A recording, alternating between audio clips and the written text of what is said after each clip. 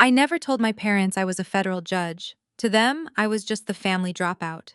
My sister hit a man with her car, then handed me the blame. My mom grabbed my shoulders and begged me to tell the police I was driving. My dad reminded me that my sister had a political campaign while I had absolutely nothing to lose. And my sister just smiled, asking who would ever believe me anyway. That was the last mistake she ever made. Before I dive into how I dismantled their entire fake empire, let me know where you are watching from in the comments below. Hit like and subscribe if you have ever had to stand up to a toxic family who underestimated your worth. Growing up in the Hayes household meant that image was our only true religion. My father was a powerful deacon at the largest church in the city, a man who cared far more about how we appeared in the Sunday pews than how we treated each other behind closed doors. My mother, Mama Joyce, was the ultimate stage manager of our lives, constantly arranging us like props to impress her social circle. And the undeniable star of her lifelong production was always my older sister, Chloe. Chloe was the scholar, the perfect daughter, the shining beacon of our community, and currently the leading candidate for the city council. I, on the other hand, was the cautionary tale. My name is Maya. I am 35 years old, and for the last decade I have been the designated black sheep of the family. 10 years ago, the suffocating pressure of their toxic perfectionism and constant emotional manipulation pushed me to a breaking point. I left my local law school, packed my bags in the middle of the night, and walked away from their constant belittling. They told everyone in our community that I was a dropout who could not handle the pressure. They effectively erased me from their perfect narrative, treating my existence like a shameful secret. What they did not know was that I transferred to a top-tier university on the East Coast, graduated at the top of my class, and spent the last decade building a formidable and uncompromising legal career. I returned to our hometown a few months ago, choosing to live quietly in my late grandmother's house. I kept my prestigious title as a United States District Judge completely hidden from them. I knew from a lifetime of experience that if they found out about my success, they would only use my title to bolster their own social standing and political connections. To them, I was still just the struggling, directionless girl they had discarded. The absolute peak of their delusion happened last night. I was sitting in the dimly lit living room of my grandmother's house, quietly reading through some dense case files for an upcoming trial, when the heavy oak front door burst open. Chloe stumbled into the foyer, shattering the quiet of the house. She was wearing her pristine white campaign suit, but it was completely ruined. Dark, wet blood stained her sleeves and speckled the front of her expensive silk blouse. Her hands were shaking violently, and she smelled strongly of expensive champagne and copper. She slammed the door shut behind her and leaned heavily against the wood, gasping for air, as if she had been running for miles. "I hit someone," she stammered, her eyes wide with a frantic, animalistic panic. "I was driving back from the church fundraiser, and he just stepped out into the road. There is so much blood, Maya." Before I could even stand up or process the absolute horror of what she was saying, tires screeched violently in my driveway. My parents had been following her home from the exact same political event. They burst through the door mere seconds later, dressed in their finest evening wear, completely ignoring me as they rushed straight toward their golden child. Mama Joyce grabbed Chloe's face in her hands, her eyes darting over the bloodstains on her clothes. "Are you hurt?" she demanded, her voice shrill and trembling with panic. "Did anyone see you?" "No," Chloe sobbed, burying her face in her hands. "I drove away. I panicked and I just hit the gas and drove away. He was not moving on the pavement, Mom. He was not moving at all." My father gripped his gold-handled cane so tightly his knuckles turned white. His face was pale, but his eyes were cold and calculating. His mind was already working on damage control, completely bypassing the fact that a human being might be dying on the asphalt because of his daughter. He looked at Chloe, assessed the blood, and then slowly turned his heavy, judgmental gaze toward me. I knew that exact look. It was the very same look he gave me when we were children, and he needed someone to blame for a broken vase or a missing $20 bill. But this was not a childhood mistake. This was a felony. This was a man's life. "Maya," my mother said, turning to me. Her voice suddenly dropped into that sickly sweet, desperate tone she used when she wanted to manipulate the church board. You need to help your sister right now. The police are going to find her car. The front bumper is completely smashed and covered in evidence. I stood up slowly, crossing my arms over my chest to keep my hands from shaking. She needs to call 911 right now, I said, keeping my voice as firm and grounded as possible. If she ran from the scene, it is a hit and run. She needs to turn herself in before this gets infinitely worse. Turn herself in! My father roared, his booming voice echoing harshly off the hardwood floors. Are you completely out of your mind? The election is in exactly 3 weeks. Her campaign is the pride of our entire congregation. If she gets arrested for a hit and run, the scandal will destroy this family. It will completely destroy everything I have built in this community. Mama Joyce rushed across the room and closed the distance between us. She grabbed my shoulders, her perfectly manicured nails digging painfully into my skin through my shirt. Just tell them you were driving, she pleaded, staring wildly into my eyes. Just say you borrowed her car to run an errand. I stared down at her, genuinely wondering if she had lost her mind. You want me to confess to a violent crime? You want me to take the fall for a hit and run? Why not? My father interjected, stepping closer to tower over me with his imposing height. Chloe has a future. She has a pristine reputation to uphold. You have absolutely nothing to lose. You are 35 years old, unmarried, and living in your dead grandmother's old house. I will hire a good defense lawyer for you. You will get probation, maybe a few months of community service at most. I will even pay you for your trouble. Consider it a job since you clearly need the money. I looked past my parents straight over at Chloe. The frantic panic in her eyes was already fading, rapidly replaced by that familiar, arrogant smirk I had despised my entire life. She wiped a smudge of dried blood from her cheek with the back of her hand and crossed her arms, suddenly looking incredibly relaxed for a woman who had just committed a major crime. Listen to them, Maya, Chloe said smoothly, her voice losing all its previous tremble. You were always the screw-up anyway. Everyone in town already knows you dropped out and ran away a decade ago. If you say you borrowed my car, had a little too much to drink, and panicked, it perfectly fits your profile. It makes sense to people. But if I say I did it, it ruins my entire political career. Be useful to this family for once in your life.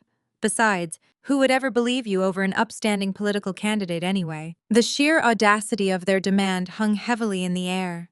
They were actively asking me to sacrifice my freedom, my unblemished criminal record, and my entire future simply because they viewed me as disposable trash.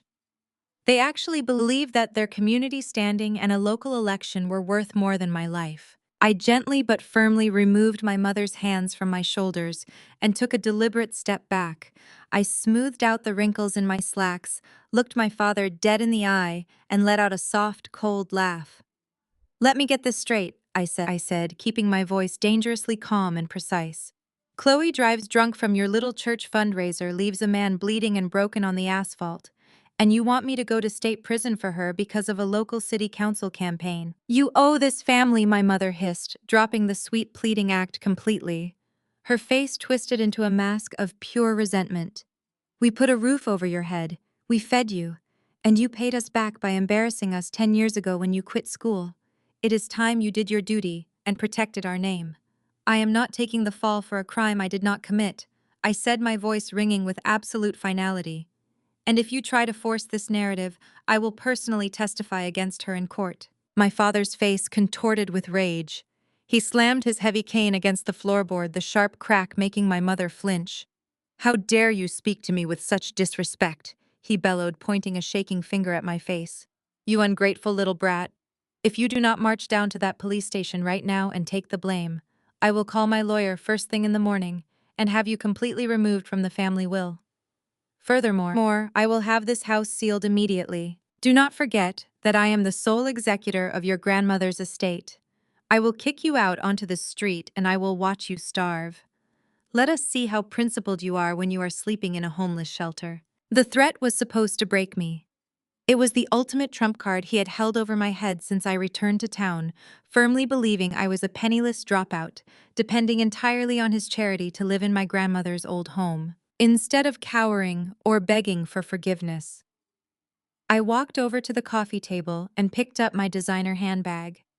It was a subtle, extremely expensive piece that Chloe had been eyeing enviously since the moment she walked into the room. I unzipped it and pulled out a thick folded document stamped with a bright red banking seal. "You are going to foreclose on Grandma's house?" I asked, casually tracing the edge of the heavy paper with my thumb. "That is absolutely fascinating. It seems your duties as deacon have made you far too busy to check your own financial records." My father frowned, his bluster faltering for a fraction of a second. "What are you talking about? 3 years ago, when Chloe's previous campaign manager embezzled funds and left her drowning in debt, you secretly mortgaged this very house to the bank to bail her out and save her precious reputation," I explained, watching his face drain of all color as the truth hit him. "And because you funneled that borrowed money into a losing campaign, you defaulted on the payments. The bank foreclosed on this property 6 months ago. You have zero authority to kick anyone out." Mama Joyce turned to him, her eyes wide with shock and betrayal. "You mortgaged my mother's house," she gasped. "Harold, tell me she is lying right now." He could not speak. He just stared at the document in my hand, his mouth opening and closing without sound. Chloe scoffed, stepping forward and rolling her eyes. "So what if he did?" she snapped. "The bank owns it now. You are still getting kicked out, you idiot." I turned to my sister and smiled a genuine, terrifying smile. I tapped the red seal on the document. "The bank did own it, Chloe, until a private buyer purchased it entirely in cash directly from the foreclosure auction for $2 million. I tossed the deed onto the coffee table. It slid across the polished wood and came to a stop right at my father's feet. I watched his eyes scan the bold print at the bottom of the page, registering the name of the sole owner. "You cannot evict me from my own property." "Dad," I whispered, letting the absolute reality of my words sink into their panicked minds. "I own this house. And considering your golden child just confessed to a felony in my living room, I am not the one who needs to worry about finding a place to sleep tonight." The silence that followed was absolute. It was the kind of heavy, suffocating quiet that only occurs when arrogant people suddenly realize the ground has vanished beneath their feet. My father stared down at the deed on the coffee table as if it were a venomous snake. His chest heaved with every breath, his mind clearly short-circuiting.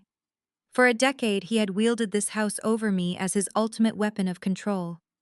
Now that weapon was securely in my hands. Mama Joyce was the first to break the silence. She let out a shaky, breathless gasp and took a step away from me. "You bought the house," she whispered, her eyes darting between me and the paper. "Where did you get that kind of money? You are just a clerk. You are nothing." "I am exactly who I needed to be to survive this family," I replied evenly. But Chloe did not crumble. My sister had never possessed a moral compass, but she had an abundance of survival instincts. The initial shock on her face morphed into something dark and highly dangerous. She threw her head back and let out a sharp, mocking laugh that cut through the tension in the room. "So you own a piece of real estate," Chloe sneered, stepping over the deed on the floor as she walked toward me. "Congratulations, Maya. You finally did something with your pathetic life. But you are forgetting one crucial detail. Owning the walls around you does not protect you from the world outside. And out there in this city, I am the one who holds the cards." She reached into the pocket of her ruined white suit and pulled out her smartphone. Her thumb swiped across the screen with practiced ease. "What are you doing?" my father asked, his voice still trembling slightly from the shock of my financial independence. "I am doing what I always do," Dad, Chloe said, not looking up from her screen. "I am fixing the problem. You see, Maya might have a little bit of money hidden away, but she does not have power. She does not have leverage. I am 3 weeks away from a city council seat. I have the backing of the wealthiest developers in this county. And more importantly, I have Police Chief Arthur Davis on speed dial." She looked up and met my gaze, her eyes cold and calculating. "Chief Davis and I are very close friends. My campaign donors just completely funded his department's new tactical gear. He owes me his career, and right now I am calling in that favor." She tapped a name on her screen and held the phone up, putting it on speaker. The dial tone echoed loudly in the quiet living room. My mother clasped her hands together, watching Chloe with a mixture of awe and desperate hope. They were entirely willing to watch my sister orchestrate a corrupt conspiracy right in front of them, as long as it protected their pristine public image. Arthur, Chloe said, her voice instantly dropping its vicious edge, replacing it with a tone of frantic manufactured distress. Arthur, I need your help immediately. It is a family emergency. A gruff, deep voice crackled through the speaker. Chloe. What is going on? Are you all right? I am fine, but it is my sister Maya. Chloe lied smoothly, her eyes locked onto mine with absolute malice. She took my car tonight without permission. She was highly intoxicated, Arthur. She just came back to the house and she is hysterical. She hit a pedestrian on the east side of town. She is covered in blood, and she is trying to blame it on me. I am so scared. I stood perfectly still, listening to her weave a masterful, devastating lie. She did not even stumble over her words. Stay right there, Chief Davis commanded through the phone. Do not let her leave the house. I am dispatching my most trusted officers right now, and I will be there myself in 10 minutes. We will handle this quietly, Chloe. Do not worry. I have your back. Thank you, Arthur, she whispered, faking a sob. Please hurry. Chloe ended the call and tossed the phone onto the sofa. She turned to me, a triumphant, wicked smile spreading across her face. There, she said lightly. The chief of police is on his way. He is going to walk through that door, see me in tears, and arrest you for grand theft auto driving under the influence and vehicular manslaughter. I tilted my head, studying her. You really think a phone call is going to magically transfer your guilt to me? The blood is physically on your clothes, Chloe. My car keys have been in my purse all night. Chloe chuckled and walked over to the entryway table. She picked up a small silver object and dangled it in the air. It was the spare key to my car. You always were careless, Maya, Chloe said. You left this on the kitchen counter yesterday. Arthur told me exactly what his people need to make the story stick. I parked my damaged car 2 blocks away. In 10 minutes, one of his officers is going to open your car with this key, put a half-empty vodka bottle in the trunk, and photograph it as if they discovered it during a lawful search. She reached into her campaign tote and pulled out a bottle sealed inside a clear plastic bag. My old drinking glass was inside with it. Your fingerprints are on the glass, she continued. Arthur says his evidence technician can transfer a usable print to the bottle before it goes into your trunk. Then his officers will write the report. They will say they found alcohol, your prints, and a witness statement placing you behind the wheel. By breakfast, the physical evidence and the paperwork will tell the same lie. My mother gasped, but it was a gasp of admiration. Oh, Chloe, you are brilliant, she whispered. My father straightened his posture, leaning heavily on his cane, his confidence suddenly restored. He looked at me with a sickening mixture of pity and triumph. You see, Maya, my father said, you thought owning this house made you powerful, but power is deciding what becomes evidence. Chief Davis will control the scene, the officers, and the report. He will take Chloe's statement. He will take mine and your mother's. 3 respected citizens will say you came home drunk and confessed. Then his people will discover the bottle in your trunk exactly where the report says it should be. Mama Joyce stepped forward, wagging her finger at me. You brought this on yourself. If you had agreed quietly, your father could have hired a lawyer and kept this manageable. Now Arthur is going to make the case airtight. When his officers arrive, put your hands behind your back and do not fight them. I looked at the 3 people standing in my living room. These were the people who shared my blood, the people who were supposed to protect me, guide me, and love me. Instead, they were actively, enthusiastically framing me for a violent felony just to save a local political campaign. They were stripping away my freedom without a single shred of remorse. They had crossed the line from toxic neglect into pure calculated malice. I should have felt terrified.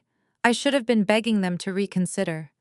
But as I watched them gloat, celebrating my impending destruction, I felt absolutely nothing but a profound, chilling sense of calm. You really thought of everything, Chloe, I said, softly picking up my case files from the sofa and neatly stacking them into my briefcase. You framed the car. You bought the chief of police. You secured your false witnesses. It is a very solid plan for a local criminal. Chloe scoffed, tossing her hair over her shoulder. It is a flawless plan, little sister. You are going away for a very long time. And while you are rotting in a state penitentiary, I will be sitting on the city council. I snapped my briefcase shut. There is only one minor flaw in your flawless plan. My father frowned, his thick eyebrows pulling together. What flaw? You assumed that I am still the powerless girl you bullied 10 years ago, I said, walking slowly toward the large bay windows at the front of the living room. You assumed that your little small-town police chief is the highest authority in this state. You completely underestimated exactly who you are dealing with. Suddenly, the piercing wail of approaching sirens shattered the quiet of the neighborhood. The noise grew deafeningly loud in a matter of seconds. Vibrant red and blue lights slashed through the darkness outside, illuminating the living room walls in frantic pulsing colors. Tires screeched as multiple heavy vehicles violently mounted the curb and blocked my driveway. Chloe smiled, smoothing down the front of her blood-stained suit. She quickly pinched her own cheeks to bring tears to her eyes, preparing her best victim performance. Right on time, Chloe whispered, her voice dripping with fake tragedy. Say goodbye to your freedom, Maya. Heavy, aggressive footsteps pounded against the wooden planks of the front porch. The entire house seemed to vibrate with the sheer force of their arrival. A loud, commanding knock rattled the heavy oak door. Let me handle this, my father said, puffing out his chest. He marched toward the entryway, fully prepared to welcome his corrupt ally and hand over his youngest daughter to the slaughter. He reached out and swung the front door wide open. Arthur, my father began, his voice laced with practiced sorrow. Thank God you are here. My youngest daughter has lost her mind and… My father's voice completely died in his throat. He froze, his mouth hanging open in silent shock. Standing on the porch was not Police Chief Arthur Davis. It was not a local patrol officer holding a pair of handcuffs. Standing under the harsh glare of the porch light were four towering men dressed in dark tactical windbreakers. Across their chests, printed in bold, unmistakable yellow lettering, were the letters FBI.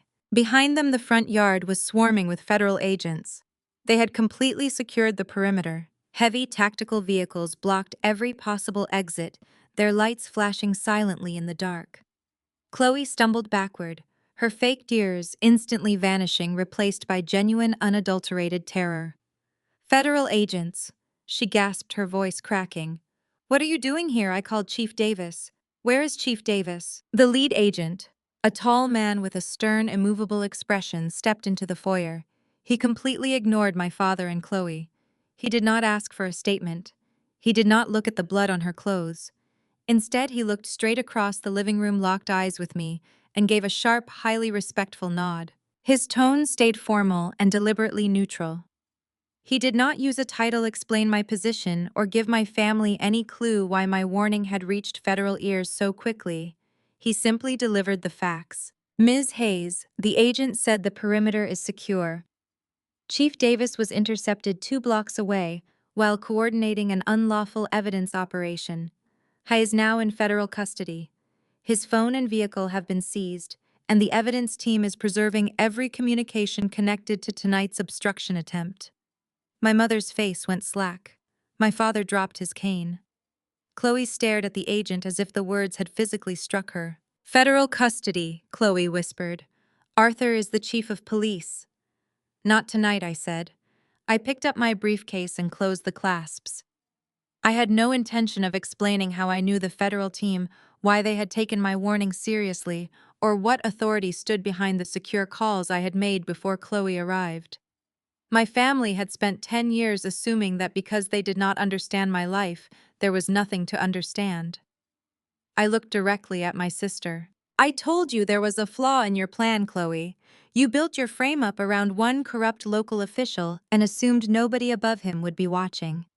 Now the man you trusted to manufacture your evidence is evidence himself.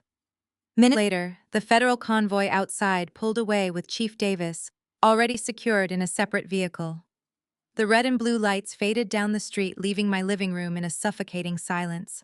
My sister collapsed onto the sofa, the bloody white suit suddenly looking less like a symbol of power and more like a prison uniform. For the first time in my life, I saw genuine fear in my father's eyes. But a narcissist does not stay defeated for long. The shock on his face slowly contorted into a mask of pure, desperate survival. He gripped his gold-handled cane, his knuckles turning white, and stepped squarely between me and Chloe. He was no longer looking at his daughter. He was looking at a threat. "You think one federal raid makes you untouchable?" He growled, his voice vibrating with a dangerous new energy. "You think you can snap your fingers and dismantle my family?" The FBI might have Arthur Davis on corruption charges, but that hit and run is still a local traffic case. It is a state matter. Whatever contacts you have, Maya, they do not give you control over this city. I crossed my arms, watching him calculate his next move. "You are right," I said calmly. "I do not handle local traffic violations. But the truth always finds its way to the surface." My mother rushed to Chloe, wrapping her arms around her golden child. "Harold, what do we do?" she cried. "The election is ruined. We are ruined." My father straightened his posture, his eyes flashing with a dark, familiar arrogance. "We are not ruined," he declared. "We are the Hayes family. I built the largest congregation in this city. I have the mayor, the city council, and the entire church board in my pocket. We have money and we have influence. Maya may have won the night, but we will win the war." He pointed his cane at me one last time. "You better watch your back, Maya. This is my city." They hurried out the door, dragging a sobbing Chloe behind them. I watched their taillights disappear down the street, knowing the real battle had just begun. The next morning, the scope of my father's power became terrifyingly clear. I was sitting in my kitchen sipping black coffee when my phone started buzzing with news alerts. I turned on the television to the local morning broadcast, and I nearly dropped my mug. There, standing on the steps of our massive megachurch, was my father. He was surrounded by the entire board of elders, a group of incredibly wealthy and politically connected men who practically ran the county. Chloe stood next to him, wearing a modest black dress, dabbing at her dry eyes with a tissue. My father leaned into the cluster of microphones. "Last night, our community suffered a terrible tragedy," he announced, his voice carrying that perfect practiced sorrow of a Sunday sermon. "My daughter Chloe was the victim of a violent carjacking. A homeless man, driven by desperation and addiction, stole her vehicle from outside a charity event. That same man recklessly drove her car into an innocent pedestrian before abandoning the vehicle near our home." I stared at the screen, my blood running cold. They were actually doing it. They were framing an innocent, destitute man to save Chloe's political career. The reporter on the screen continued the coverage, stating that anonymous donors from the church had already posted a massive reward for the capture of the homeless suspect. They had even managed to pay off a vulnerable transient man to confess to the crime, offering his impoverished family a secret financial settlement to take the fall. The local media, heavily funded by my father's political allies, was eating the story up. Chloe was being hailed as a traumatized victim. The sheer level of hypocrisy made my stomach churn. My parents stood at a pulpit every Sunday, preaching about salvation and truth. Yet they were actively willing to lock an innocent man in a cage to protect their own status. They were weaponizing their wealth to crush someone who had no voice. I turned off the television. The anger that had been simmering inside me finally crystallized into absolute focus. My father thought his church money could buy local justice. He thought paying off the street cameras and silencing the local precinct would make the evidence disappear. He forgot that a federal judge has resources that extend far beyond a corrupt local network. I opened my encrypted laptop and made a secure call to a contact I had trusted for years. He was a forensic data specialist for the federal government, a man who specialized in recovering deleted digital footprints. "I need you to pull the cloud backups for every commercial traffic camera within a 3-mile radius of the church," I instructed. "They wiped the local servers last night, but they do not have the clearance to scrub the automated federal backups. Find me the intersection of 5th and Elm." For 4 hours, I paced the hardwood floors of my grandmother's house. I thought about the man currently lying in a coma at the county hospital, completely unaware that his tragedy was being used as a political pawn. I thought about the homeless man sitting in a holding cell accepting a false reality just to feed his family. My family's toxic empire had crossed the line from emotional abuse to sheer villainy. Just before noon, an encrypted file arrived in my secure inbox. I sat down at my desk, my heart pounding a steady rhythm against my ribs. I entered my judicial passcode and opened the video file. The grainy black and white footage flickered onto my screen. It was taken from a high-angle security camera mounted on a bank building across the street from the accident site. The timestamp showed exactly 11:15 at night. I hit play. There was Chloe's distinctive white luxury sedan, speeding erratically down the empty avenue. I watched as the car swerved across the double yellow line. I watched as a man stepped off the curb carrying a bag of groceries. And I watched the horrifying moment of impact. The car slammed into him, throwing him onto the hood before he rolled violently onto the pavement. But the most damning part was not the crash itself. The video clearly showed the white sedan screeching to a halt. The driver's side door opened. Chloe stepped out into the streetlight. I could see her face perfectly. I could see her looking down at the bleeding man. I could see the panic set in as she looked around the empty street. And then I watched my sister get back into the driver's seat, slam the door, and speed away into the night, leaving a dying man behind. My father had spent hundreds of thousands of dollars this morning to convince the world a homeless man was behind the wheel. He had mobilized an entire religious community to lie for him. I leaned back in my chair, staring at the undeniable proof of her crime. A cold, victorious smile slowly spread across my face. They thought they had buried the truth. But they were about to learn that when you bury a lie, you only dig your own grave. And I was more than ready to push them in. I reached for my phone, ready to make my next move. The game was no longer about defending myself. It was about tearing their entire corrupt kingdom down to the ground. The evidence on my laptop changed the war, but evidence by itself was not enough.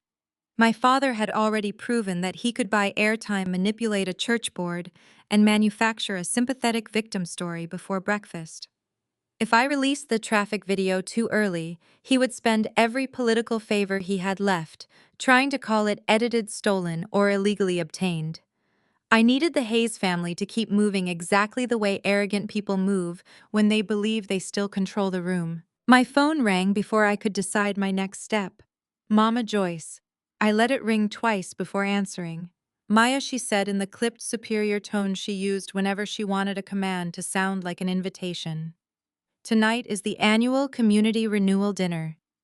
The church has donors flying in from 3 states, and after the disgrace you caused last night, you owe this family a public act of humility. I almost laughed. What exactly does public humility look like to you? You are going to come to the country club at 6, she replied. The catering company is short on servers. Wear black slacks, a white shirt, and comfortable shoes. You will carry trays, refill glasses, and keep your mouth shut. People need to see that you are stable, obedient, and grateful that we are still allowing you around the family. There it was. The punishment was not subtle. My mother wanted 500 wealthy donors, church elders, campaign supporters, and social climbers to watch the supposed family failure serve food, while Chloe floated through the room as the beloved future councilwoman. Chloe's voice appeared faintly in the background. Tell her not to embarrass us by dressing up. She is staff tonight, not family. My mother did not bother covering the receiver. You heard your sister. I looked at the paused traffic video on my laptop. Chloe's white sedan was frozen in the frame, the victim's body visible on the asphalt behind it. I will be there at 6, I said. Mama Joyce sounded almost disappointed that I had not fought her. Good. And Maya, do not try anything clever. Tonight is about repairing the Hayes name. She ended the call. I sat in silence for several seconds, then opened the secure folder on my computer that held the registration documents for the community renewal dinner. The church had been begging major donors for weeks. At the top of the sponsorship list was a category reserved for the kind of person my mother spent her life chasing: diamond patron, $500,000, private arrival entrance, front row seating, full access to the VIP lounge, presentation privileges. The sponsor could remain anonymous until the evening of the event. I stared at the number and felt a slow smile form. They wanted a server. I was going to give them a sponsor. I routed the contribution through the same private trust that had purchased Grandma's house. The transfer cleared within minutes. The event office confirmed the anonymous diamond sponsorship and sent a secure digital credential to my phone. I requested one additional condition: the donor's identity would not be released to the church board until I physically checked in. By 5:30, the country club looked like a fortress of manufactured morality. Black SUVs lined the drive beneath banners, carrying Chloe's campaign photograph, beside smiling children, supposedly helped by the church charities.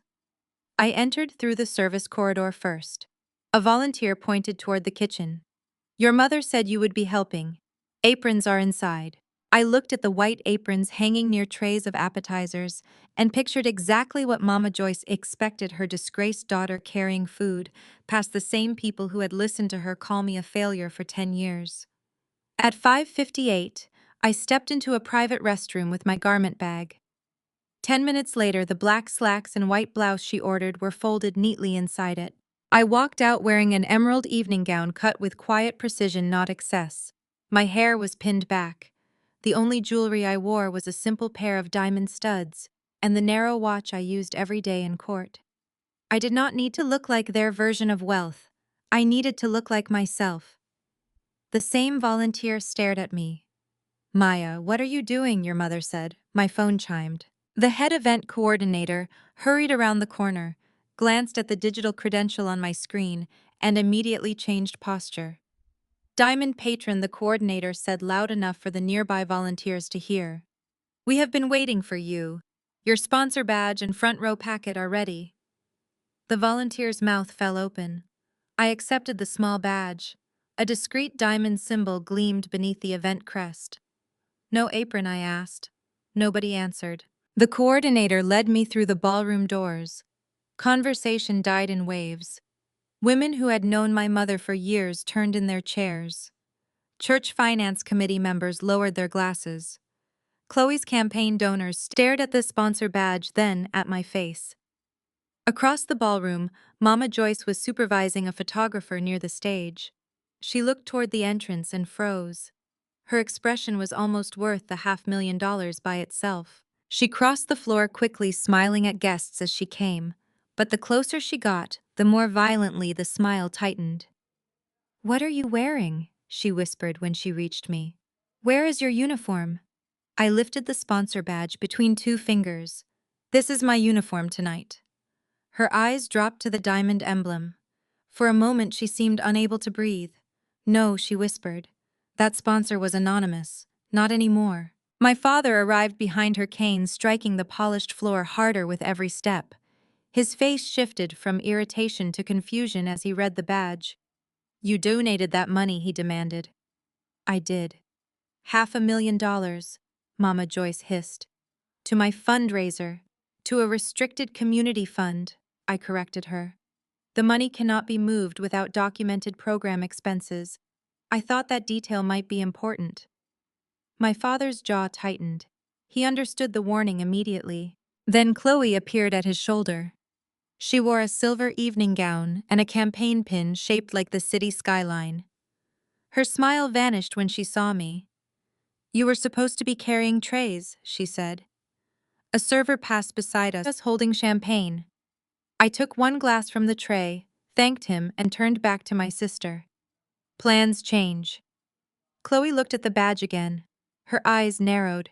The arrogance returned because arrogance was the only armor she had ever learned to wear. Do not confuse buying a seat with belonging here, she said quietly. These people know us. They trust us. They know what you are. I took a small sip. Then tonight should be very educational. The event coordinator approached and informed me that as Diamond Patron, I had been assigned the first table beside the stage and full access to the private sponsor lounge. Mama Joyce immediately objected, insisting there had been a mistake. The coordinator checked the credential twice and apologized to her, not to me. No mistake. The Diamond Patron receives priority placement. Around us, people had begun pretending not to listen. My father leaned close enough that only I could hear him. You are going to sit down, smile, and keep your mouth shut. You will not embarrass this family tonight. I met his eyes. You invited me to serve Dad. I came to contribute. His nostrils flared. That was when Chloe noticed the slim black drive in my evening clutch. Her gaze fixed on it. What is that? I closed the clutch. Insurance. The color in her face changed. She grabbed my forearm and pulled me away from the surrounding guests. My father and mother followed immediately, their polished smiles returning whenever anyone glanced in our direction. The four of us crossed the ballroom under chandeliers and campaign banners, while a string quartet continued playing as if nothing were wrong. At the rear of the room, my father opened the heavy mahogany doors to the private VIP lounge. The music vanished behind us when the doors slammed shut. Now there were no donors to impress, no photographers, no church elders, only the four people who knew exactly what had happened on Fifth and Elm, and the diamond sponsor badge pinned to my gown. Inside the VIP lounge, I stood in the center of the private room with the diamond sponsor badge gleaming on my gown. The air was thick with frantic energy now that the ballroom and its watching donors were on the other side of the walls.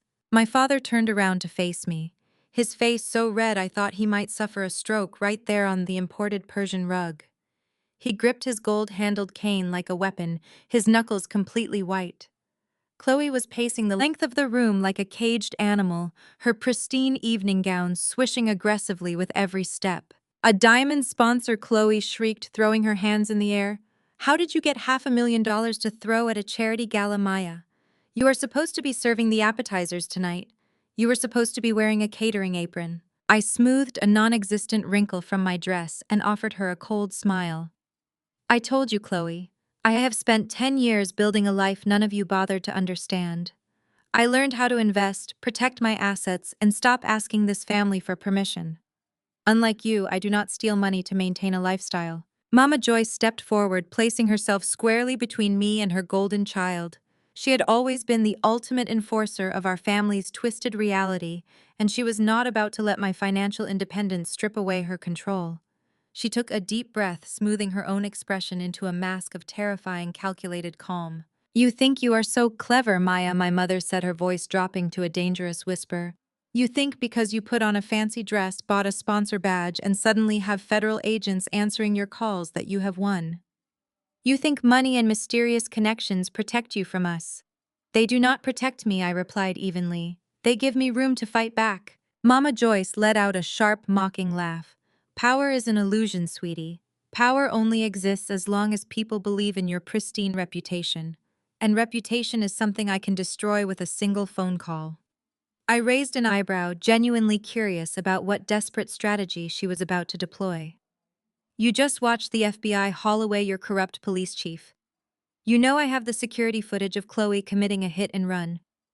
What exactly do you think you can do to me?" My mother stepped closer, her expensive perfume suffocating me. 10 years ago, when you packed your bags and ran away from law school, you were suffering from a severe mental breakdown. You were depressed, anxious, and completely unstable.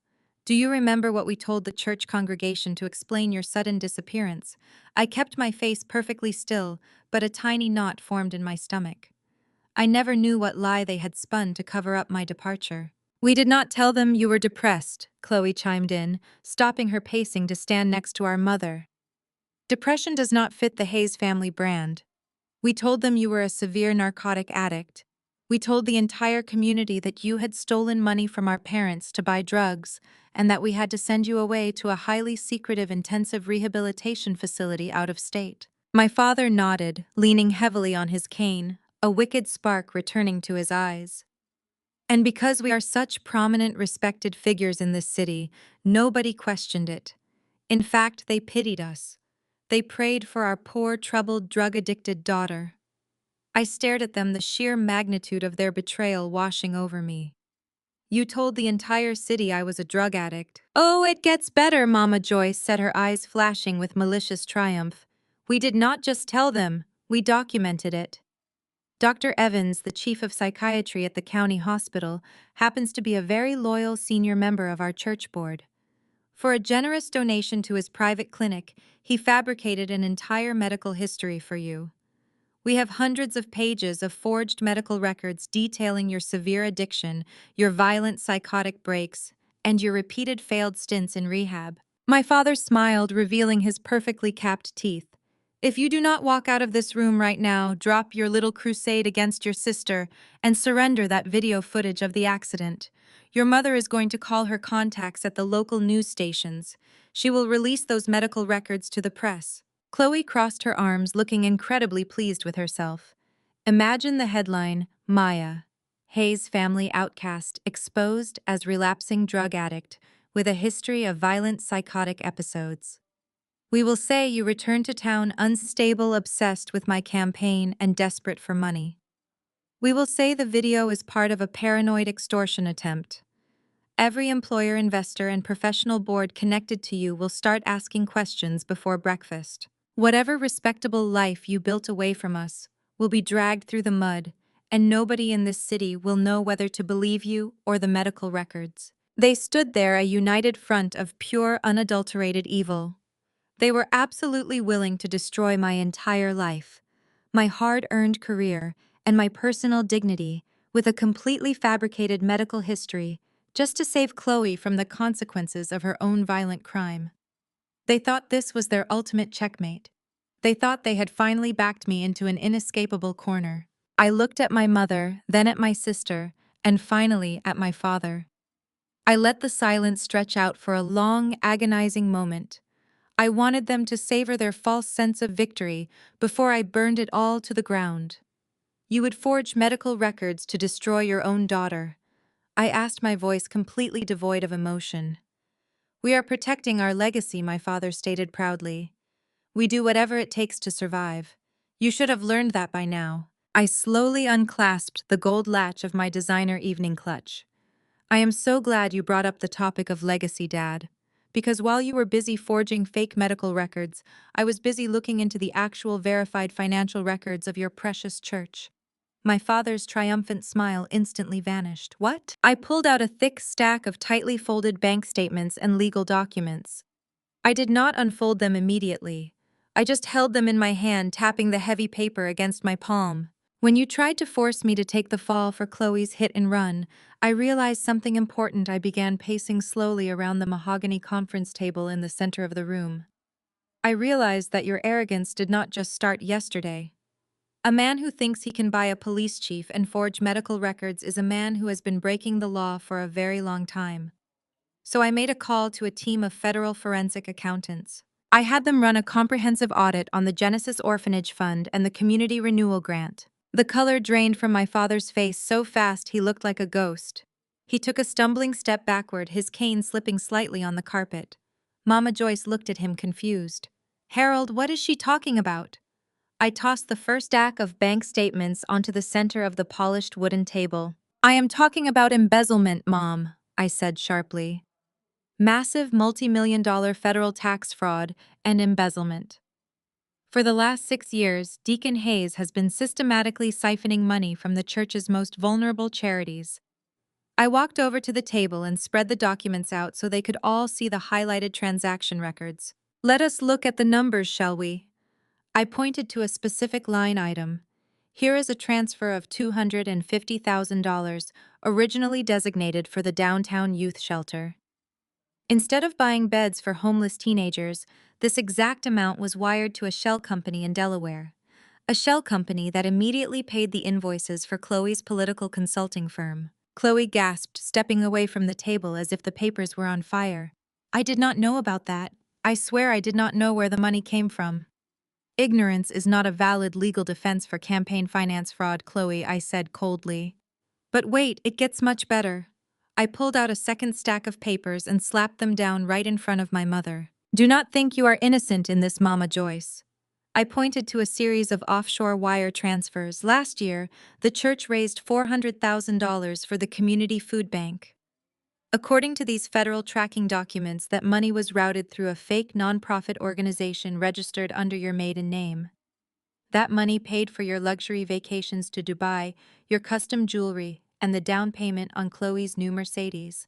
You literally took food out of the mouths of starving children to fund your country club lifestyle. My mother stared at the documents, her hands trembling so violently she had to clutch the edge of the table.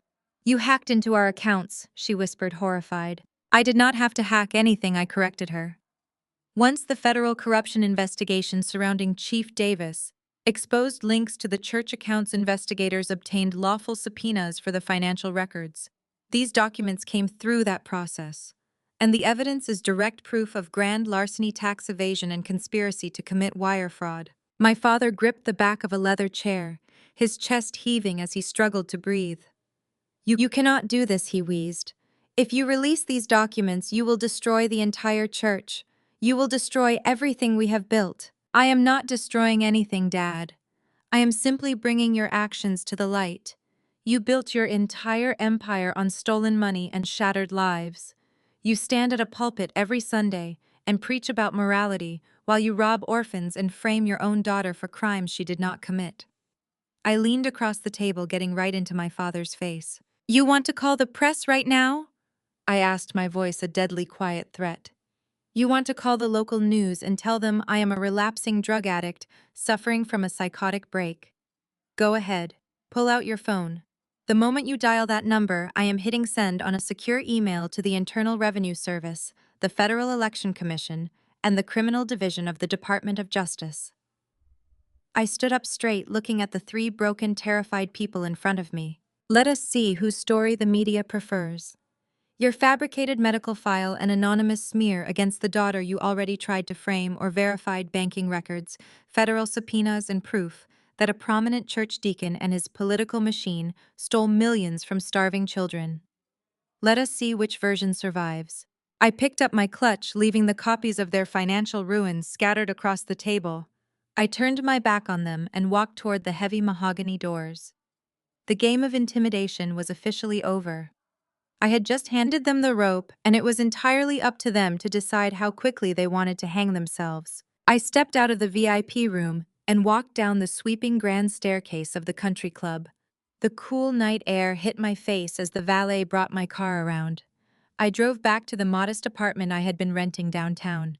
I kept this small rental under an assumed corporate name specifically to maintain a low profile while I untangled my family's mess. It was simple, unassuming, and perfect for staying under the radar. But a wounded animal is the most dangerous, and Chloe was nothing if not a cornered predator. She did not wait for the sun to rise before launching her next strike. The next morning, I woke up to my phone vibrating continuously against the nightstand. I reached over and tapped the screen. Dozens of notifications flooded my display. Missed calls from unknown numbers, Google alerts with my name, and a frantic text from the building manager. I opened the local news app and saw my own face staring back at me. The headline was massive, plastered across the front page of every local digital outlet. Troubled daughter attempts to extort beloved church leader following tragic accident. I sat up in bed, my blood turning to ice as I read the article. Chloe had not wasted a single second. Instead of backing down, she had doubled down, weaponizing her deep connections with the local media. The article claimed that an unnamed source close to the Hayes family had come forward with a heartbreaking story. According to this fabricated source, I had returned to town destitute and bitter, demanding millions of dollars from my parents to keep quiet about a minor traffic incident. The article conveniently left out the hit and run, the FBI raid, and the embezzlement. Instead, it painted my father as a weeping, devoted community leader being terrorized by his estranged, unstable daughter. Chloe had even managed to leak a highly edited audio clip to a popular local radio station. It was a snippet from our confrontation in the living room, spliced and distorted to remove her confession. In the doctored clip, my voice sounded cold and demanding, while my father sounded like a desperate, loving parent begging for peace. They were spinning the narrative faster than I could have anticipated, using their megachurch congregation to flood social media with messages of support for the Hayes family and vicious attacks against me. My phone rang again. It was Mr. Peterson, the landlord of my apartment building. He was a devout member of my father's church, a man who sat in the front pew every Sunday and hung on my father's every word. I answered the call. Maya, Mr. Peterson said, his voice trembling with a mixture of self-righteousness and anger. I just saw the morning news. I received a personal call from Deacon Hayes 10 minutes ago. He told me everything about your extortion attempts and your mental instability. I kept my voice calm. Mr. Peterson, you cannot possibly believe a highly sensationalized news article over common sense. I believe a man of God, he snapped. Deacon Hayes has done nothing but bless this community. He warned me that you are dangerous and unpredictable. He said you might try to squat in this building and cause a scene. I will not have that kind of drama on my property. Your lease has a morality clause, Maya. You have until noon today to pack your things and get out. If you are not gone by 12, I am calling the police to escort you off the premises for trespassing. He hung up before I could say another word. I slowly lowered the phone, taking a deep breath. My father and Chloe had orchestrated a coordinated strike to strip me of my shelter and my credibility in one fell swoop. They thought that by turning the community against me and throwing me out onto the street, they could force me into submission. They actually believed that a smear campaign and an eviction notice would break a federal judge. I looked around the modest apartment. I had only brought a few suitcases with me when I moved back to the city. Packing would not take long. I felt a genuine bright smile cross my face. They wanted to play a game of real estate and public perception. They had no idea they had just handed me the perfect excuse to upgrade my living situation. I called a private moving service, instructed them to be at my door in exactly 30 minutes, and began tossing my clothes into my luggage. I did not feel a single ounce of panic. I felt pure, unadulterated anticipation. By 11:30, my bags were packed and loaded onto a discreet luxury moving van. I walked down to the lobby and dropped the apartment keys onto Mr. Peterson's desk. He was sitting behind the reception counter, looking incredibly smug, clearly proud of himself for doing the deacon's holy work. "I hope you find the help you need, Maya," he said, his tone dripping with fake pity. "Maybe this will be the rock bottom you require to finally seek forgiveness from your family." I adjusted the strap of my handbag and gave him a polite nod. "Thank you for your concern, Mr. Peterson. I highly suggest you save that pity for yourself. When the federal indictment drops on Deacon Hayes next week, the authorities will be looking very closely at anyone who aided and abetted his smear campaign. Have a wonderful afternoon." I walked out the glass doors, leaving him staring after me with a sudden creeping look of dread on his face. I slid into the back of the black town car I had hired.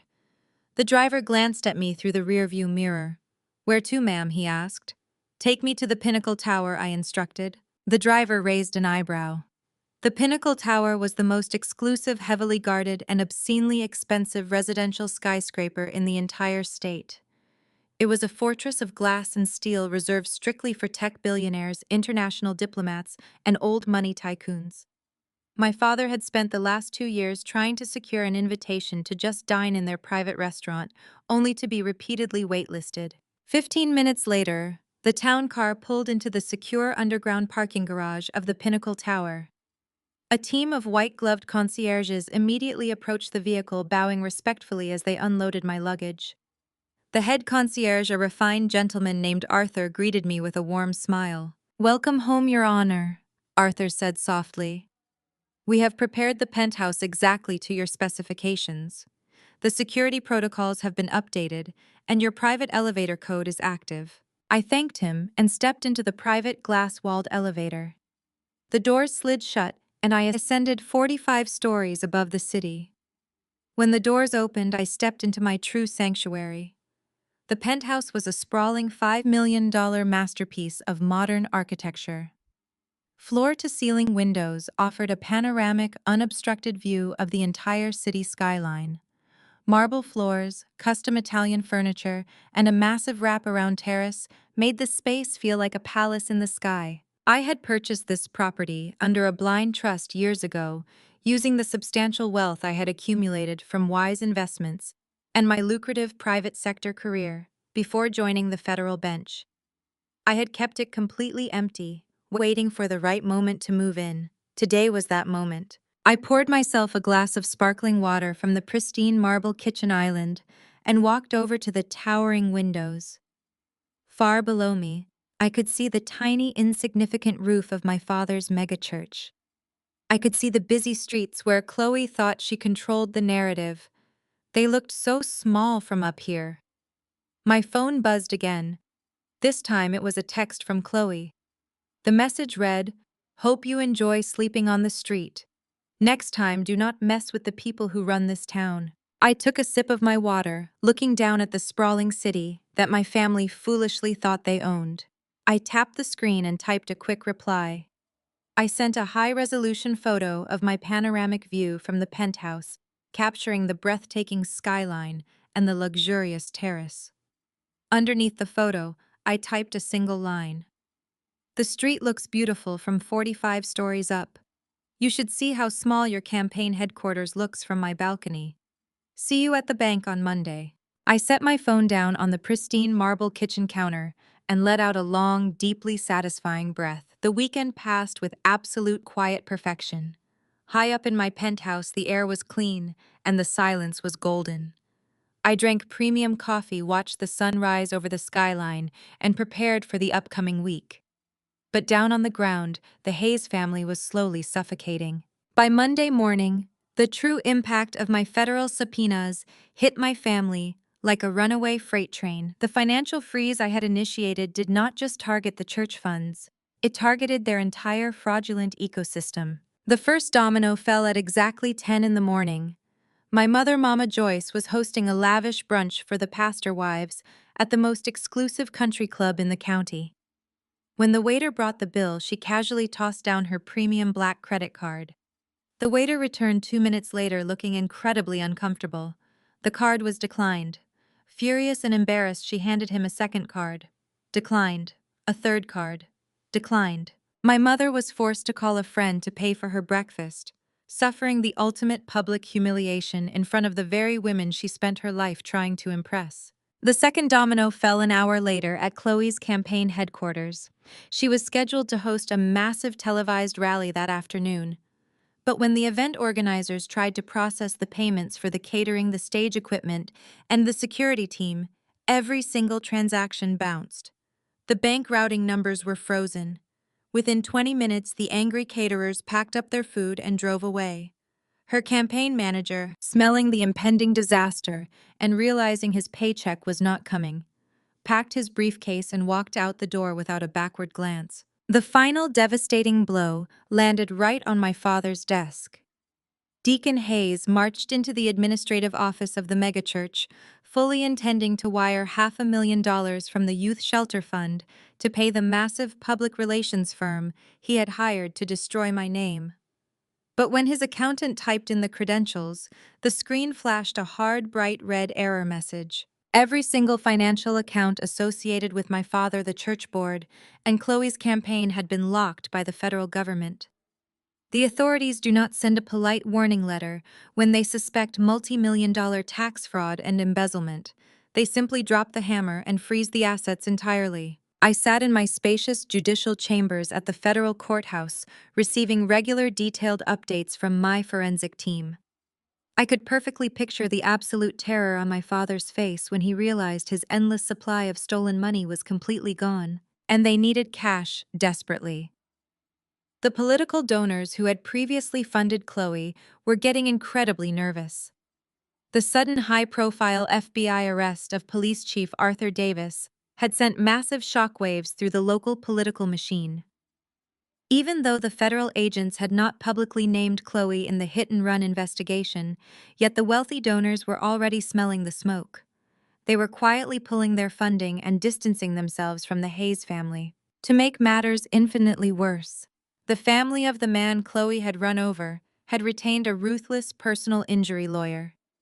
The innocent man was still in a medically induced coma, but his legal team was demanding a massive immediate settlement to keep the matter out of the civil courts before the election.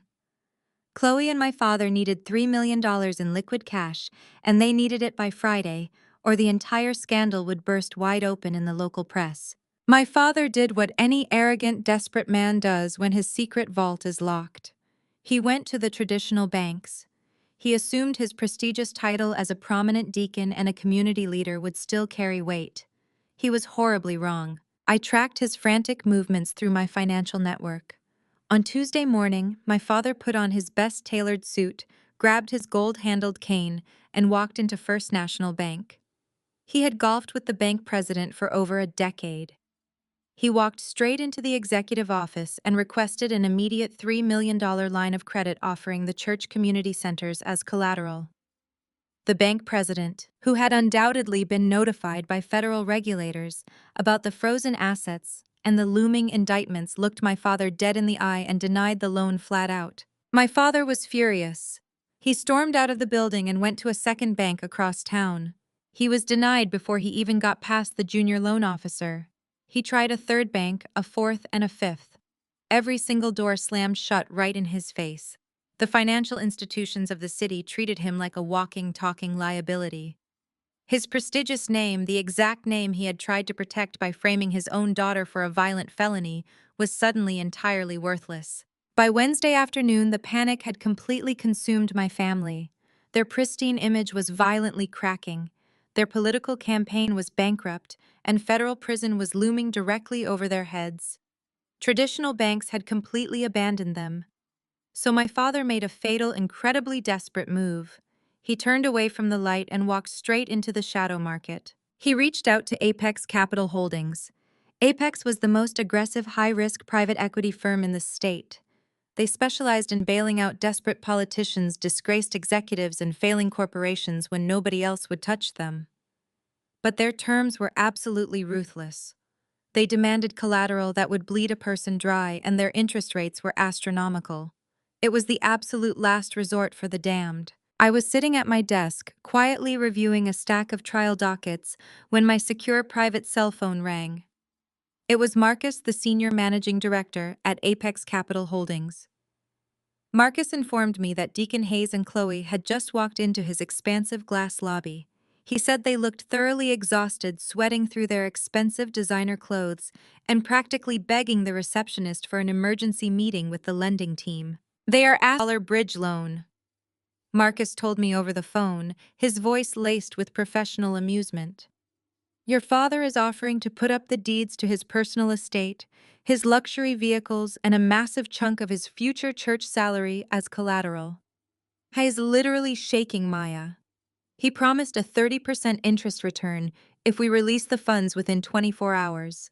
I leaned back in my heavy leather chair, staring at the framed law degrees hanging on my wall. How does Chloe look? I asked calmly. Like she has not slept in 3 days, Marcus replied. She keeps biting her nails and nervously looking over her shoulder at the lobby doors. They are terrified. So how do you want me to handle this application? We normally reject anyone currently under active federal investigation. A slow, victorious smile spread across my face. The pieces were falling into place more perfectly than I could have ever planned. Do not reject them, Marcus, I instructed, keeping my voice smooth and deliberate. Approve the initial paperwork, tell them the funds are fully secured, and bring them into the executive boardroom for the final signing tomorrow morning. Marcus chuckled softly through the receiver. Understood completely. I will set the trap. I ended the call and looked out my office window, watching the city move far below me. My father and sister had absolutely no idea that Apex Capital Holdings was a subsidiary firm entirely owned by my blind trust. They had frantically exhausted every single option in the city, only to walk right into the palm of my hand. They were eagerly coming to beg for their financial survival from the exact same woman they had just thrown out onto the street. Thursday morning arrived with a crisp, clear blue sky. I stood in front of the floor-to-ceiling mirror in my penthouse, carefully adjusting the collar of my immaculate charcoal gray power suit. Today was not a day for the judicial robes. Today was about speaking the only language my family truly understood, which was absolute financial dominance. I slid a sleek silver watch onto my wrist, grabbed my briefcase, and took my private elevator down to the waiting town car. The headquarters of Apex Capital Holdings was a towering fortress of black glass and brushed steel located right in the heart of the financial district. It was a building designed to intimidate an architectural representation of ruthless efficiency. I arrived a full hour before my family was scheduled to appear. I bypassed the main lobby and took the secure executive elevator straight to the top floor. Marcus, my senior managing director, was already waiting for me in the private executive lounge. He handed me a sleek leather folder containing the finalized loan contracts. The terms we had drafted were deliberately draconian. We were offering them the $3 million in liquid cash they desperately needed to pay off the personal injury lawyers and save Chloe's campaign. But in exchange, the collateral required was total and absolute. The contract demanded the deed to my parents' private estate, the titles to their luxury vehicles, and full control over the church community center property. Furthermore, the contract included an acceleration clause. If they missed a single payment, or if any of the signatories were indicted for a federal crime, the entire loan would default, immediately transferring all assets directly to Apex Capital Holdings. At exactly 9 in the morning, the security desk notified Marcus that our guests had arrived. Deacon Hayes, Mama Joyce, and Chloe had all come to the office. My father had brought my mother along because her signature was legally required to leverage their joint marital properties. Marcus gave me a knowing nod, smoothed his expensive tie, and walked out to greet them. I remained in the private lounge watching the live security feed on a wall-mounted monitor. The camera showed Marcus leading my family into the grand executive boardroom. It was a massive, intimidating space with a long mahogany table and floor-to-ceiling windows that offered a dizzying view of the city. My family looked completely out of their element. My father gripped his gold-handled cane, his usual booming confidence replaced by a nervous, twitchy energy. Mama Joyce kept fixing her hair, looking around the opulent room with a mixture of awe and deep anxiety. Chloe sat down heavily in one of the leather chairs, her arms crossed tightly over her chest, chewing on the inside of her cheek. Marcus took his seat opposite them. He did not offer them coffee. He did not engage in small talk. He simply slid the thick stack of legal documents across the polished wood. "These are the final terms," Marcus said, his voice crisp and professional over the audio feed. $3 million wired to your designated accounts by noon today. In exchange, you are signing over the collateral exactly as discussed. I must warn you, Mr. Hayes, the interest rate is 30%, and the default clauses are entirely non-negotiable. If you violate any terms of this agreement, Apex Capital takes immediate possession of everything listed on page 4. My father picked up the document. His hands were visibly shaking. He put on his reading glasses and scanned the pages. I watched as the reality of his situation washed over him. He was signing away his entire life's work. He was handing over the keys to his kingdom just to keep his golden child out of a prison cell. "Harold," my mother whispered, leaning close to him. "Are you sure about this? It is our home." "We have no other choice, Joyce," my father snapped, his voice tight with desperation. "The traditional banks locked us out. The political donors are fleeing. If we do not pay off that pedestrian's family today, Chloe's campaign is over and we are all going to jail. We just need this money to survive the month. Once Chloe wins the election, her new developer friends will reward us. We will pay this loan back in 6 weeks." He looked at Marcus, his face pale and sweating. "Where do I sign?" Marcus handed him a heavy silver pen. I watched on the monitor as my father signed his name on the dotted line. He passed the pen to my mother, who hesitated for a fraction of a second before signing away her sprawling suburban mansion. Finally, the contract was passed to Chloe. She snatched the pen and signed her name as the official campaign guarantor, legally binding her entire political operation to the debt. Marcus neatly collected the documents. He tapped the edges on the table to align them, then placed them back into the leather folder. "Excellent," Marcus said smoothly. "The collateral is confirmed. There is only one final step. As per our corporate regulations, a loan of this magnitude requires the physical countersignature of our firm's chief executive officer and sole managing partner. She is waiting in the adjoining office. I will bring her in to finalize the transaction." Marcus stood up and walked toward the heavy double doors that separated the boardroom from my private lounge. On the monitor, I saw my father let out a massive sigh of relief. He wiped his forehead with a silk handkerchief, believing he had just successfully bought his way out of a felony. Chloe leaned back in her chair, her arrogant smirk slowly returning to her face. They thought they had survived. They thought their dirty money had saved them once again. I stepped away from the monitor. I picked up my briefcase, smoothed my suit jacket, and waited for Marcus to open the doors. The heavy mahogany doors clicked and swung open. I walked into the executive boardroom. The rhythmic, sharp clicking of my heels echoed loudly against the marble floor. I did not say a single word. I kept my eyes locked straight ahead, projecting an aura of absolute terrifying authority. I walked straight past Marcus, moved to the head of the massive mahogany table, and pulled out the high-backed leather chairman's seat. I sat down, folded my hands neatly over the leather folder containing their signed contracts, and finally looked directly at my family. The reaction was instantaneous and spectacular. My father stopped breathing. The silk handkerchief slipped from his fingers and fluttered silently to the floor. His jaw unhinged, his eyes bulging out of his head as if he were looking at a ghost. Mama Joyce let out a short, high-pitched squeak, her hands flying up to cover her mouth. Chloe scrambled backward in her chair, her knees hitting the underside of the heavy wooden table with a loud thud. You, my father gasped, his voice barely a raspy whisper. What are you doing in here? I smiled, leaning back comfortably into my executive chair. I am executing your loan, Deacon Hayes. You requested $3 million to cover up a violent crime. I am the one who decides if you get it. My mother shook her head frantically, her eyes darting between me and Marcus. No. No, this is a mistake. The managing partner is supposed to be here. Marcus stepped forward, standing respectfully at my right shoulder. Allow me to formally introduce the sole beneficial owner, controlling principal and final approving authority of Apex Capital Holdings. Marcus said, his voice ringing with professional finality. Maya Hayes.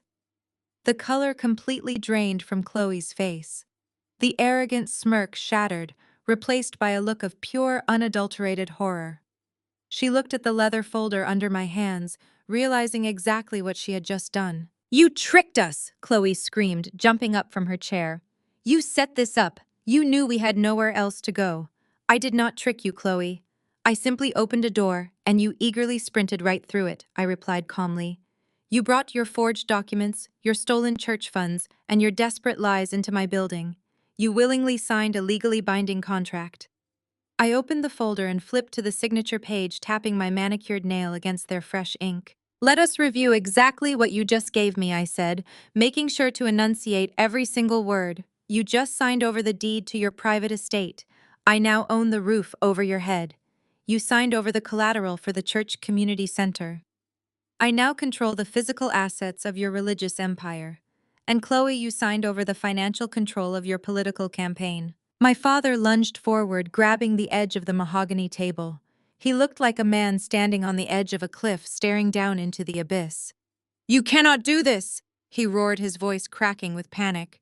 Give me those papers. I am tearing them up. This contract is void. Marcus took a step forward, his stance turning defensive, but I simply raised my hand to stop him. I looked at my father with eyes as cold as ice. This contract is fully executed and legally binding under state and federal law, I stated. If you try to touch these papers, my security team will forcibly remove you from this building, and I will execute the default clause before you even reach the parking garage. My father froze. His hands shook violently as he gripped the edge of the table. He was completely trapped.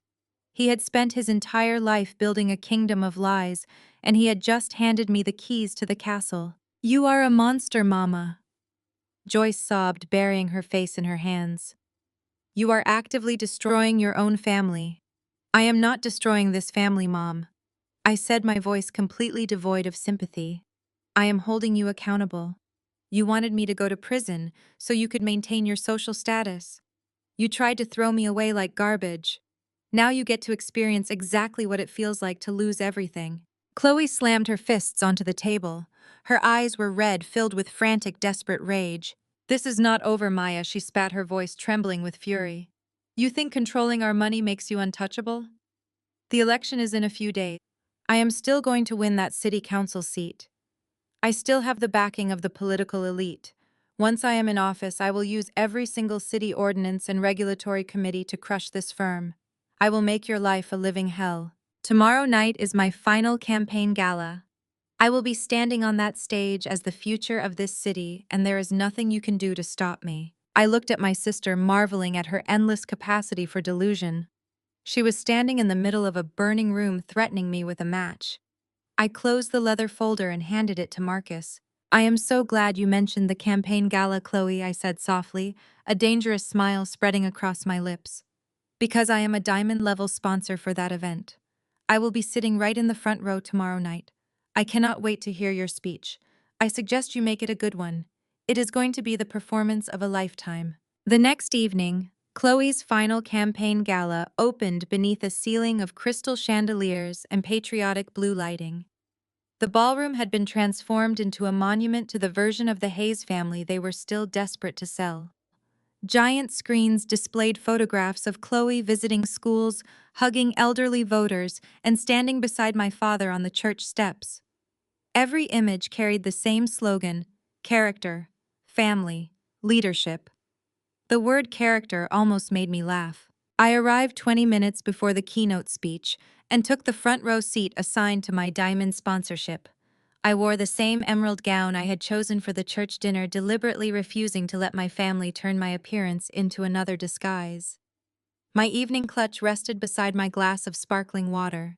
Inside it were my credential case, the remote that controlled the presentation feed, and copies of the federal paperwork that had been moving quietly through proper channels all week. Nobody stopped me. That alone unsettled them.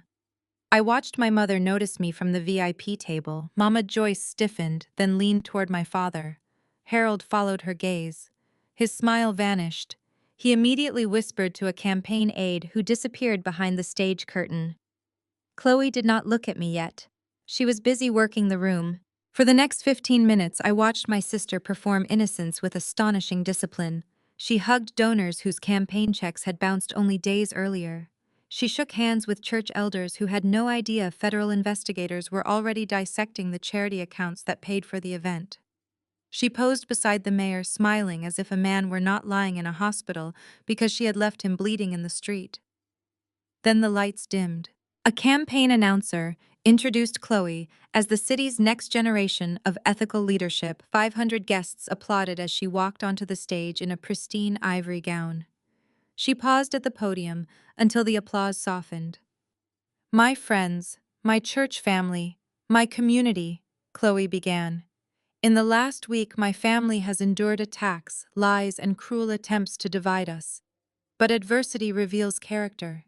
And the Hayes family has always believed in truth, faith, and standing together." My father lowered his head modestly as several people applauded. Chloe continued, voice firm and controlled.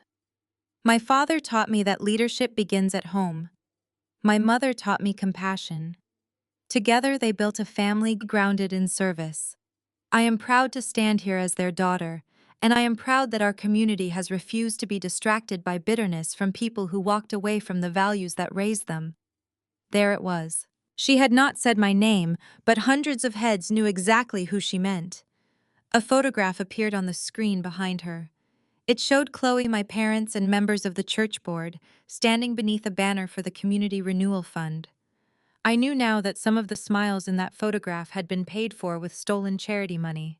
Chloe lifted her chin. "There are people who believe power comes from intimidation. There are people who believe they can use money, private grudges, and anonymous accusations to silence a family that has served this city for decades. I am here tonight to tell you they are wrong." My father finally looked at me. He smiled. It was small, hard, and triumphant. He believed Chloe had regained the room. Then my sister made the mistake I had been waiting for. She pointed toward my table. "In fact, one of those people is here tonight." The ballroom shifted. Every face near me turned. Chloe's voice softened into manufactured pity. "My younger sister Maya has been struggling for many years. Our family has tried to protect her privacy. We have tried to love her through instability, anger, and repeated attempts to damage herself and the people around her." Mama Joyce lifted a handkerchief to her eyes. I remained seated. Chloe continued. "I did not invite Maya here to humiliate her. She purchased access to this event because she is angry. But I forgive her. And I ask all of you to show compassion rather than judgment." A low murmur rolled through the room.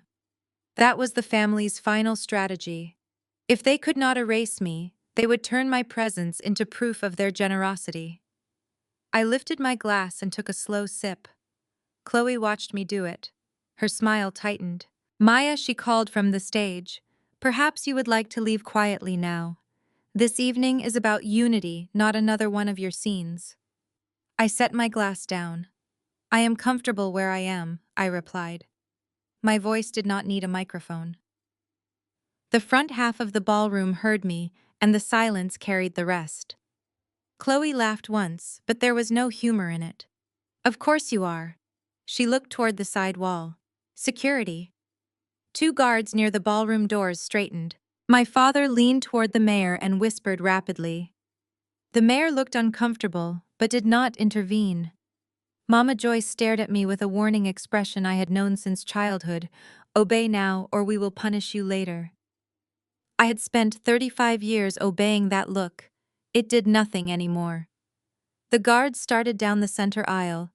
Chloe remained behind the podium speaking into the microphone as if she were doing everyone a favor. Please understand, she told the donors, my sister has been harassing this campaign for days. We have tried to resolve this privately, but tonight she came here intending to cause another disturbance. I will not allow one unstable person to hijack a night dedicated to public service. Several donors shifted uneasily. One of the church elders looked toward my father. Harold gave him a solemn nod, reinforcing the lie. The guards were halfway to me. I reached into my clutch not for the remote yet, but for the diamond sponsor credential. I placed it flat on the table where everyone around me could see it. The first guard stopped beside my chair. Ma'am, Chloe has asked that you leave the ballroom. I looked up at him. Chloe does not own this event. The guard glanced toward the badge. Chloe's voice sharpened over the speakers. Do not let her manipulate you. Remove her. I rose slowly.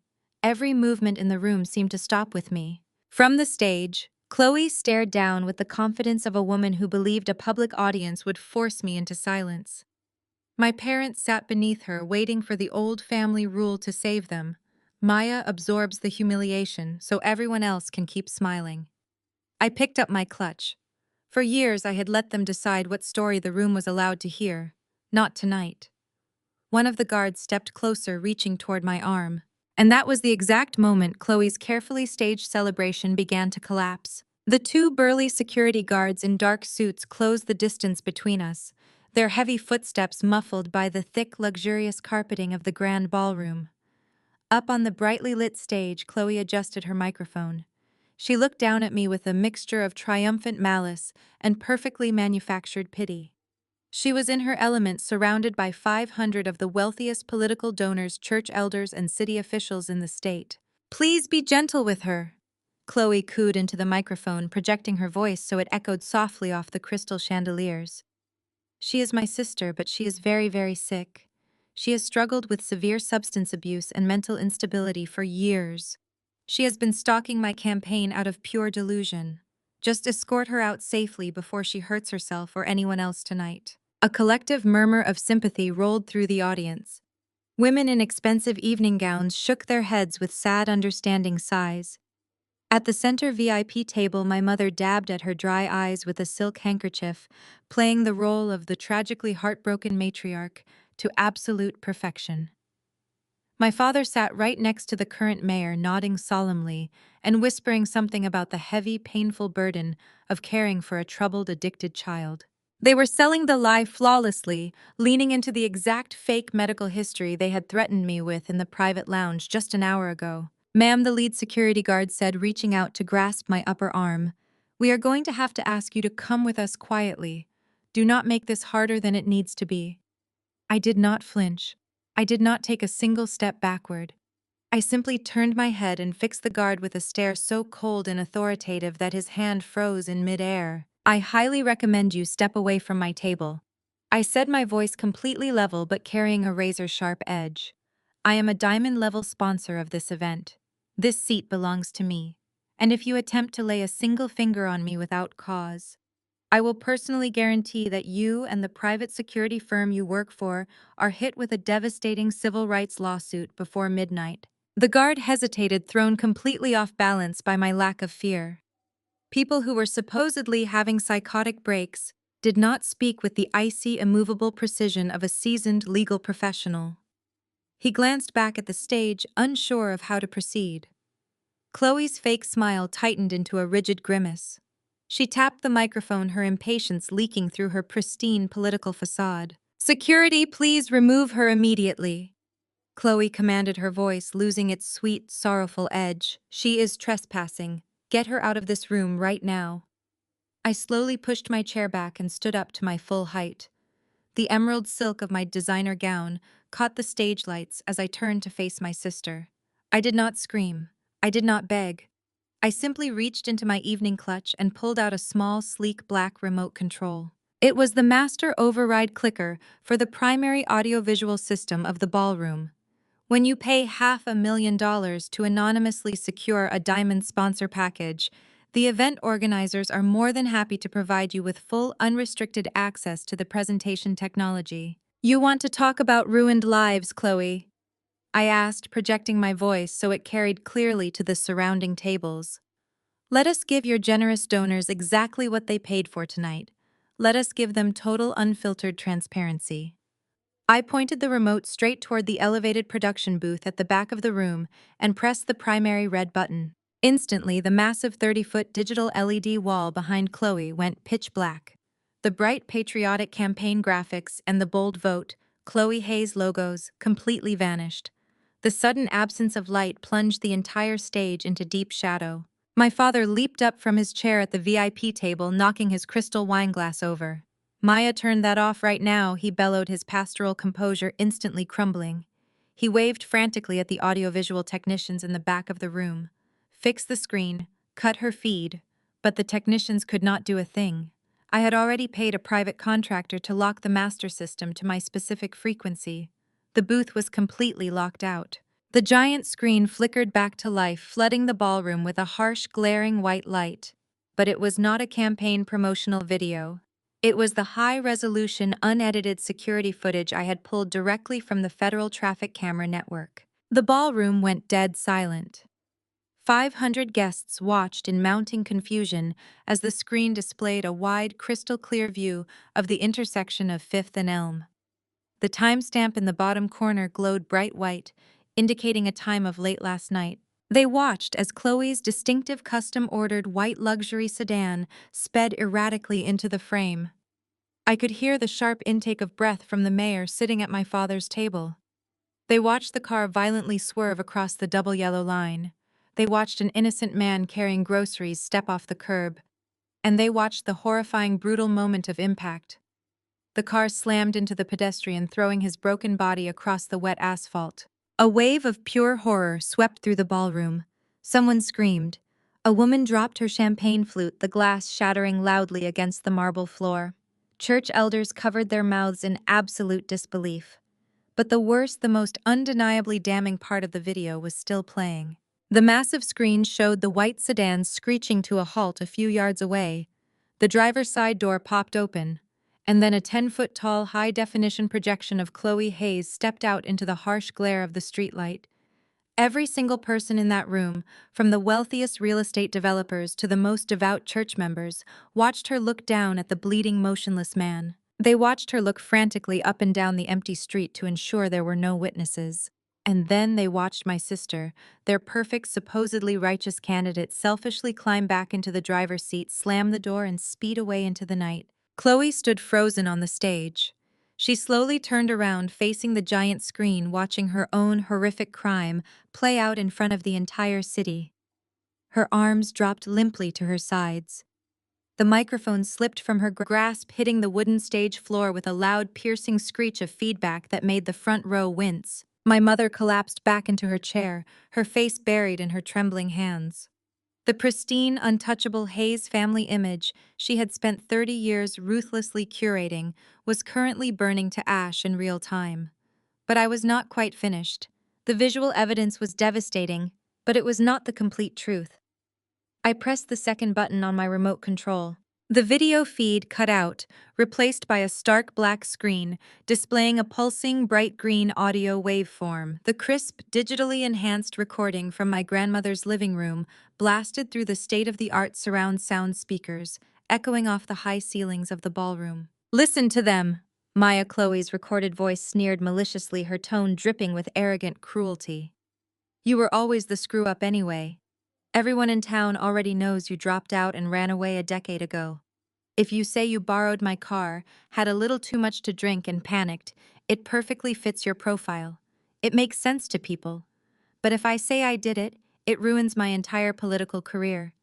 Be useful to this family for once in your life. The crowd erupted into furious, scandalized murmurs. The mayor stood up, his face flushed with anger, and physically backed away from my father's table. The recording continued, seamlessly transitioning to my father's booming, demanding voice. If you do not march down to that police station right now and take the blame, I will call my lawyer first thing in the morning and have you completely removed from the family will.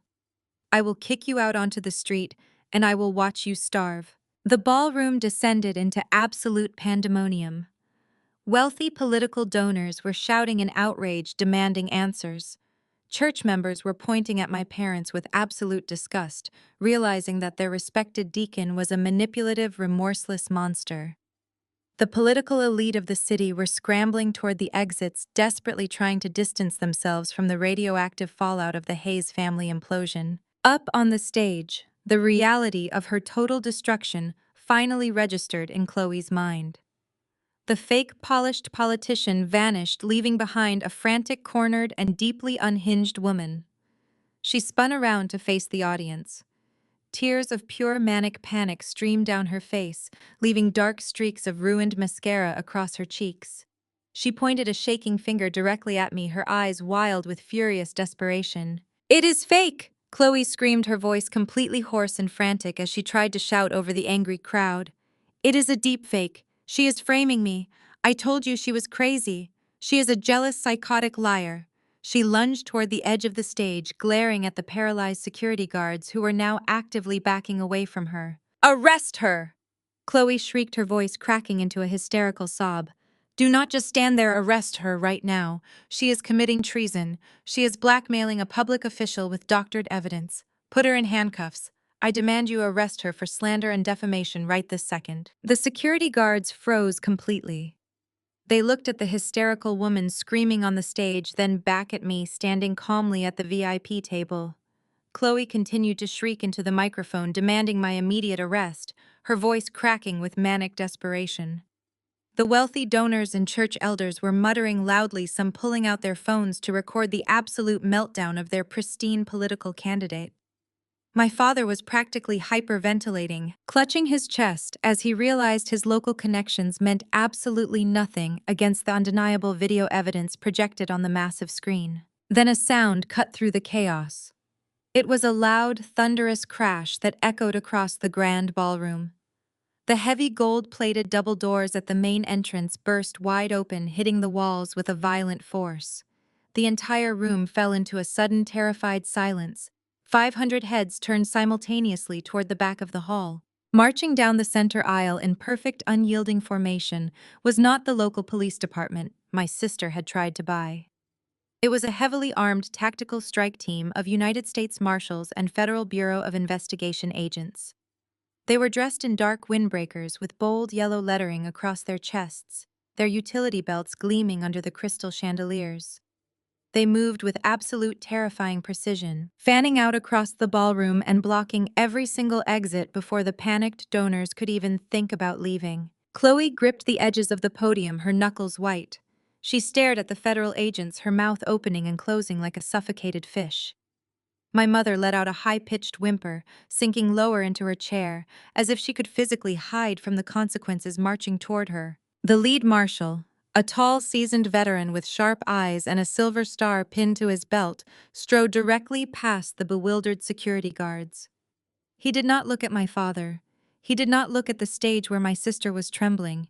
He marched straight to my table, stopped respectfully at a distance, and gave me a sharp, formal nod. "The perimeter is completely locked down." "Your Honor," the marshal announced, his deep voice carrying effortlessly across the silent ballroom. "We have secured all exits. Financial asset seizure teams are currently executing the warrants on the Genesis Orphanage Fund and the Community Renewal Grant accounts. The shell companies have been frozen. We are holding on your final orders." A collective deafening gasp ripped through the audience. The mayor, sitting just a few feet away, dropped his napkin and stared at me with wide, horrified eyes. The church board members began whispering frantically, the realization of their stolen funds suddenly dawning on them. But the most spectacular reaction came from my family. My father collapsed back into his chair, his gold-handled cane slipping from his grasp and clattering onto the marble floor. His face turned an ashen, sickly gray. Mama Joyce clutched her chest, her breathing shallow and ragged, her eyes darting between me and the heavily armed federal agents surrounding our table. Up on the stage, Chloe looked like a ghost. The arrogant, untouchable golden child had finally shattered. "Your Honor," she mouthed silently, the words failing to leave her throat. I slowly reached into my designer evening clutch. I did not rush. I let the silence stretch, letting the absolute weight of their destruction settle over them. I pulled out a heavy, genuine leather credential case. With a swift, deliberate motion, I flipped it open and held it up for my family, the donors, and the entire ballroom to see. The gold federal seal of the United States District Court caught the light of the chandeliers gleaming with undeniable authority. "I am the Honorable Maya Hayes, United States District Judge for the federal court," I announced. My voice was calm, but it carried the immovable, crushing weight of the justice system. "And I am officially terminating this political campaign." I turned my gaze to my mother and father. They looked so small now, stripped of their stolen money and their fake religious righteousness. "You told me that I was a failure," I said, looking directly into my father's terrified eyes. "You told everyone I was a drug addict, a dropout, a disgrace to your perfect legacy. You used my fake incompetence to build yourselves up while you siphoned millions of dollars from starving children to fund your country club lifestyles. You thought you could forge medical records and buy local police chiefs to force a federal judge into a prison cell." My father shook his head frantically, holding his trembling hands up in a pathetic gesture of surrender. "Maya, please," he begged, his booming pastoral voice reduced to a pathetic whimpering squeak. "We are your family. We are your blood. You cannot do this to your own flesh and blood. You stopped being my family the moment you handed me the keys to a blood-stained car and told me to take the fall," I replied coldly. I turned away from him and looked up at the stage. Chloe was gripping the microphone stand so tightly it was swaying. Tears of pure, unadulterated panic were streaming down her face, ruining her perfect makeup. "You wanted someone arrested, Chloe," I asked, my voice echoing through the silent room. "You demanded that security put me in handcuffs for blackmail and defamation. I told you before, you need to be very careful what you wish for." I reached into my briefcase and pulled out a thick stack of legal documents. They were not just any documents. They were federal arrest warrants drafted meticulously by my office and fully authorized. I placed them on the pristine white tablecloth of the VIP table. I pulled a silver fountain pen from my pocket, uncapped it, and looked at the lead marshal. "Execute the warrants," I commanded, signing my name with a swift, decisive stroke at the bottom of the first page. "Take Harold Hayes into federal custody for multi-million-dollar wire fraud, tax evasion, and conspiracy to embezzle federal charity grants." I signed the second page. "Take Joyce Hayes into custody for money laundering, accessory to extortion, and receiving stolen charity funds." I signed the third and final page, pressing the pen firmly against the paper. "And take the political candidate on the stage into custody for vehicular manslaughter, fleeing the scene of a violent accident, evidence tampering, and attempted extortion of a federal officer." I handed the freshly signed warrants to the marshal. He took them with a respectful nod and turned to his team. "Move in," he ordered. The ballroom erupted as the federal agents swarmed the VIP table. Two agents pulled my father to his feet, slamming his hands behind his back. The sharp metallic click of the steel handcuffs echoed loudly. My father did not fight them. He just wept openly, his legacy completely obliterated. My mother shrieked, kicking and thrashing as female agents secured her wrists. Her expensive designer gown tore at the shoulder, her pearl necklace snapping and scattering across the floor. "How could you do this?" she screamed at me, her face contorted with ugly, vicious rage. "We gave you everything. You gave me nothing," I replied, not even blinking as they marched her away. "And now you are leaving with exactly what you gave me." Up on the stage, the situation was far less dramatic, but infinitely more satisfying. Two federal agents marched up the steps. They did not rush. They did not need to. Chloe was completely paralyzed.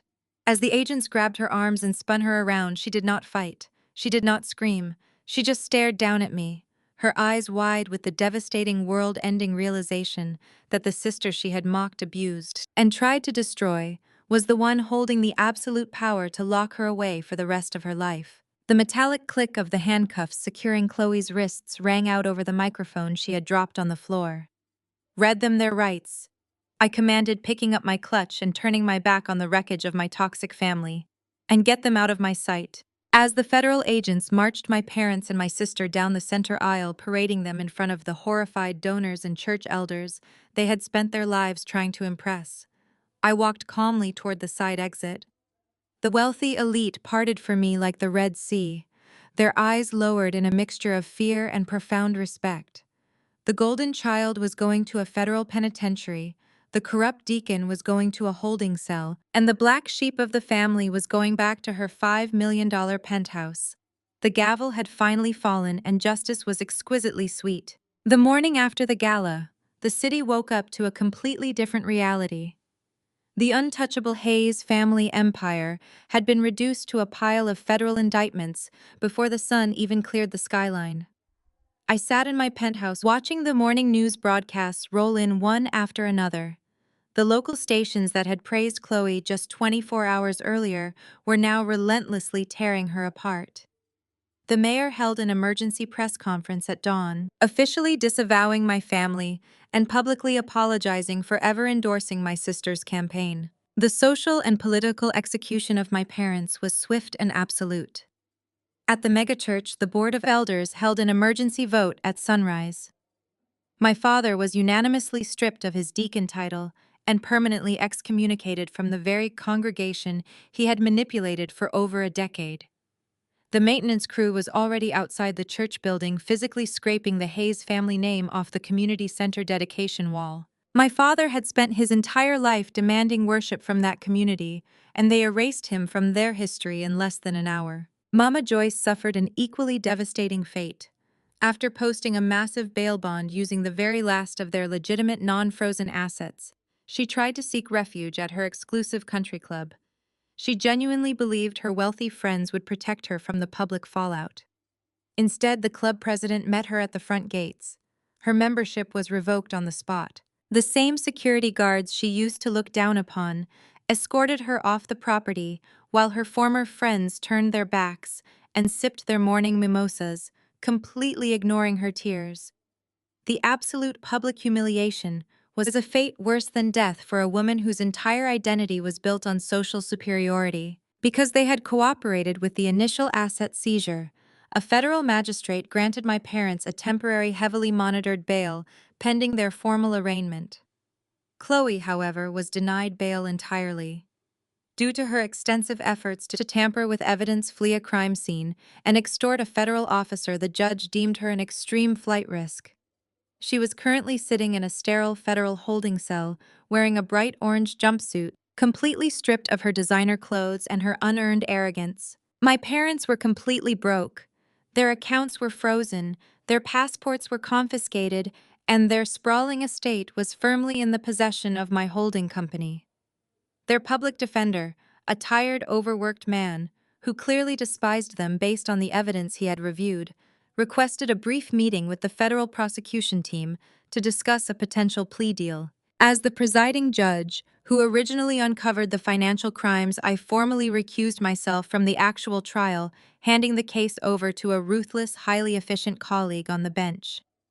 But I was legally permitted to be present at that initial settlement conference as the primary witness to their extortion attempt. The meeting took place in a cold, windowless conference room inside the federal courthouse.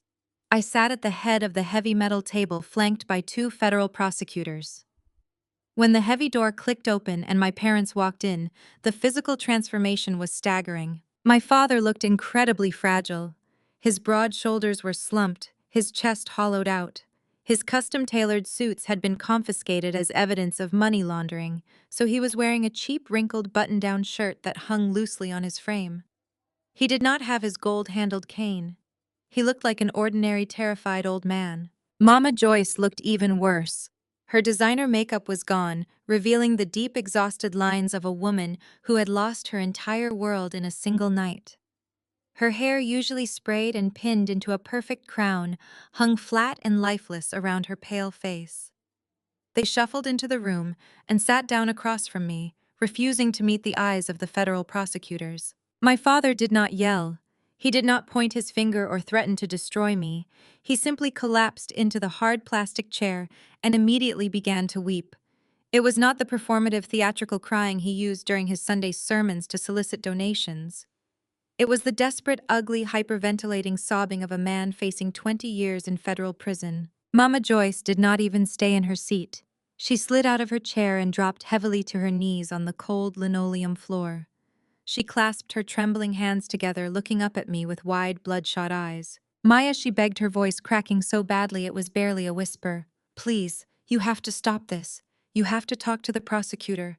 We will do anything. We will publicly apologize to you. We will leave the state and never show our faces again. Just please do not let them lock us in a cage. We are old Maya. We will die in there. My father slid down off his chair and knelt right next to her, hitting the floor with a heavy thud, the proud, arrogant deacon kneeling in submission before the daughter he had ruthlessly thrown away. We are your parents. My father pleaded, tears streaming down his wrinkled cheeks. We gave you life. You cannot destroy your own flesh and blood like this. We made mistakes, terrible mistakes, but we are still your family. Please, Maya, show us mercy. Have a heart. The two federal prosecutors sitting next to me shifted uncomfortably, clearly disgusted by the pathetic display. I looked down at the two people begging at my feet. I searched my soul for a single ounce of pity, a single shred of familial obligation. I found absolutely nothing. The well had dried up completely a decade ago. I leaned forward, resting my forearms on the metal table, and looked directly into my mother's weeping eyes. Mercy, I repeated softly, letting the word echo in the sterile room. You want me to have a heart. That is incredibly ironic considering how you treated mine. I stood up from my chair, towering over them as they kneeled on the floor. You spent the last 10 years telling this entire city that I was a failure. I said, my voice echoing with a cold, immovable truth. You told everyone I was too weak to handle law school, that I dropped out and ran away out of shame because I could not measure up to your golden child. But we both know that is a lie, do we not? Mom? My mother flinched violently, looking away as if she had been slapped. I did not drop out because I could not handle the pressure, I stated, staring down at my father. I dropped out because the tuition money I had painstakingly saved from working 3 minimum wage jobs mysteriously vanished from my bank account the exact week before my second semester started. You had access to that account because I trusted you. I was a naive 22-year-old girl. I came to you crying, terrified that my identity had been stolen, absolutely devastated that my future was gone. You hugged me, you stroked my hair, and you told me that God would provide a different path for me. My parents stared at the floor, unable to speak, their breathing shallow and erratic. It took me 3 long years to finally hire a private investigator and track down the truth. I continued, my voice sharp as broken glass. You stole that $20,000, Mom. You and Dad drained my entire life savings, the money meant for my education, my survival, my future. And you used every single cent of it to buy Chloe a brand new white Mercedes for her college graduation. The federal prosecutors looked at my parents with pure, unadulterated revulsion. I bought her a luxury car with my stolen future, I said, stepping closer to them. I was eating cheap ramen noodles, studying under a broken desk lamp, and working until 2 in the morning while my sister drove around in a car purchased with my blood and sweat. And when I could not afford to pay my rent because my account was empty, you threw me out on the street and called me a disgrace. You sacrificed my life to buy her a shiny toy. Mama Joyce let out a pathetic, muffled sob, burying her face in her hands. We just wanted her to look successful, she wailed weakly. She needed to look the part.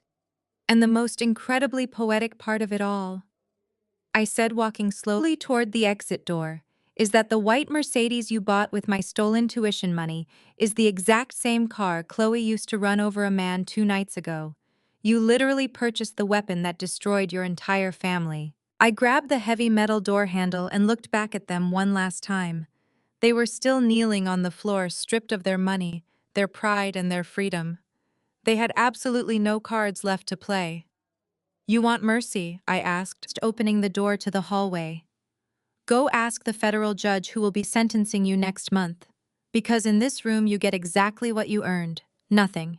30 days later, the main courtroom of the federal building was packed to absolute maximum capacity. The heavy oak doors had to be guarded by extra bailiffs just to keep the overflowing crowd of reporters, former church congregation members, and curious locals from spilling into the aisles.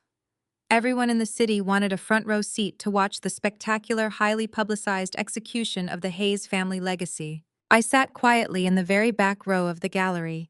I did not wear my judicial robes today. I wore a simple, tailored black suit. Today I was not presiding over the courtroom. Today, I was just a citizen sitting in the shadows, watching the gears of the federal justice system grind my abusers into dust. At the defense table, my family looked completely unrecognizable. The tailored designer suits, the expensive silk dresses, and the arrogant, untouchable postures were entirely gone. They were all wearing standard-issue oversized orange prison jumpsuits. Their hands and ankles were bound with heavy steel chains that clinked loudly against the wooden chairs every time they shifted. My father stared blankly at the polished table. Mama Joyce kept her head bowed, hiding her face behind her greasy, unstyled hair. But Chloe was shaking.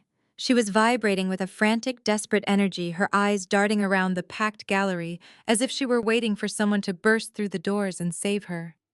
She still genuinely believed that her political connections meant something. She still thought the wealthy elite of the city were going to rally behind her and pull some invisible string to set her free. She was about to learn a very harsh lesson about the nature of purchased loyalty. There is absolutely no loyalty among thieves, and there is even less among corrupt politicians. The federal prosecutor stood up and approached the podium, adjusting his microphone. He did not even need to break a sweat during this trial. The case was a spectacular slam dunk, and he knew it. He had spent the last month watching Chloe's entire political machine violently turn against her in a desperate bid for self-preservation. The prosecutor began reading the sworn affidavits into the public record, systematically dismantling every single delusion my sister had left. Police Chief Arthur Davis was the very first ally to flip. The man who had promised to protect Chloe, the man who was fully prepared to frame me for a violent felony just to secure his department's funding, did not even last 24 hours in a federal holding cell. The second the FBI presented him with the wire fraud charges, he sang like a canary. He took a sweeping plea deal and handed the prosecutors an absolute mountain of evidence. He surrendered his personal cell phone, exposing hundreds of text messages, encrypted emails, and recorded phone calls that proved Chloe had bribed his department. He detailed exactly how she had ordered him to plant the bloody vodka bottle in my car. He traded Chloe's entire life away just to shave 5 years off his own sentence. I watched Chloe's shoulders flinch as the prosecutor read Chief Davis's brutal confession out loud. She squeezed her eyes shut, but the betrayals were just beginning. Next was her senior campaign manager. The man who had stood beside her on every stage, hyping her up as the future of the city, had quietly walked into the FBI field office 2 weeks ago. He brought complete financial ledgers proving that Chloe was fully aware her campaign was being funded by stolen charity money. He testified that she had personally authorized the fake invoices to launder the cash my father was draining from the orphanage fund.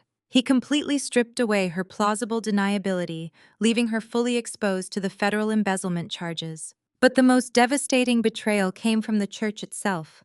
The board of elders, the wealthy men who used to bow their heads to my father and shower my family with adoration, had utterly washed their hands of the Hayes name.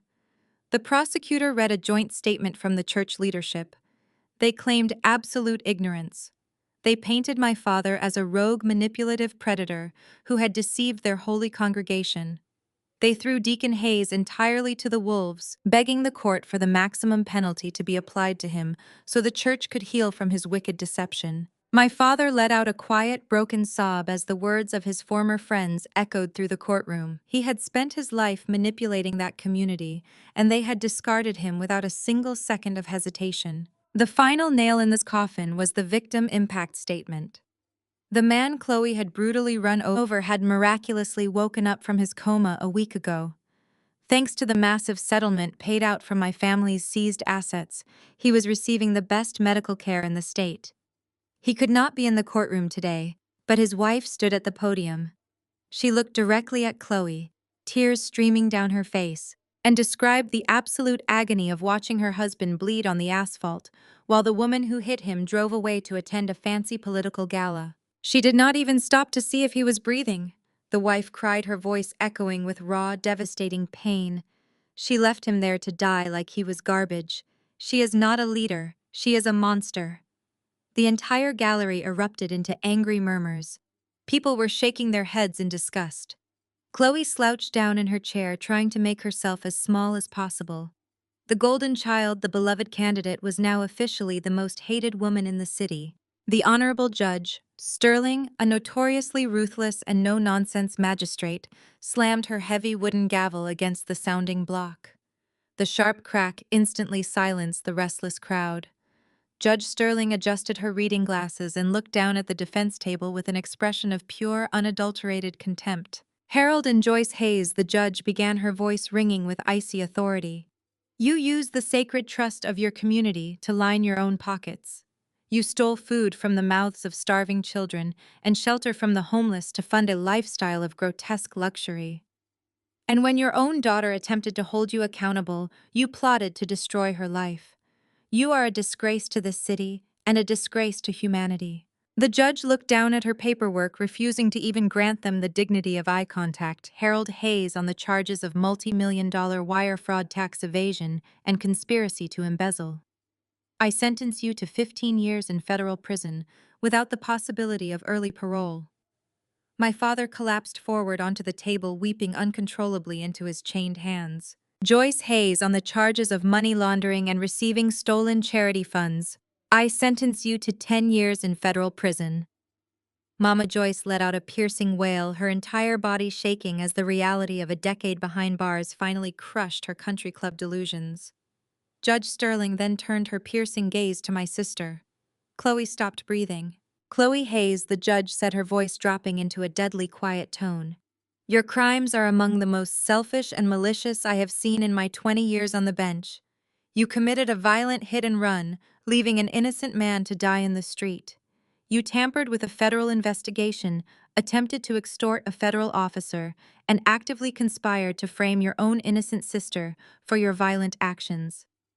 You sought political power while possessing absolutely zero moral character. You are a danger to society. The courtroom was completely silent. You could hear a pin drop. On all combined charges, including vehicular assault, evidence tampering, extortion, and conspiracy to commit wire fraud, I sentence you to 25 years in a maximum security federal penitentiary.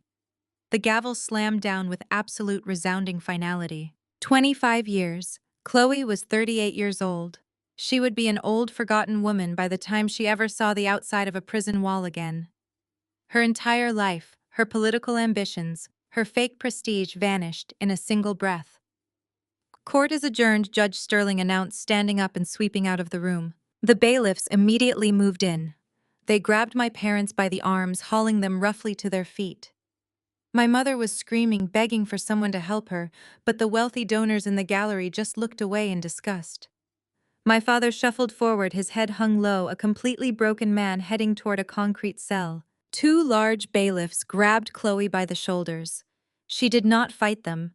She was entirely, completely paralyzed by shock. As they turned her around to march her down the center aisle, her dull, terrified eyes scanned the crowd. She looked past the angry reporters, she looked past the disgusted church members, and then she saw me. I was standing in the back row, leaning casually against the wooden bench. I was wearing a perfectly tailored suit, looking healthy, wealthy, and completely untouchable. Chloe stopped walking. The bailiffs yanked on her chains, but for one brief, agonizing second she planted her feet and stared directly into my eyes. All the arrogance was gone.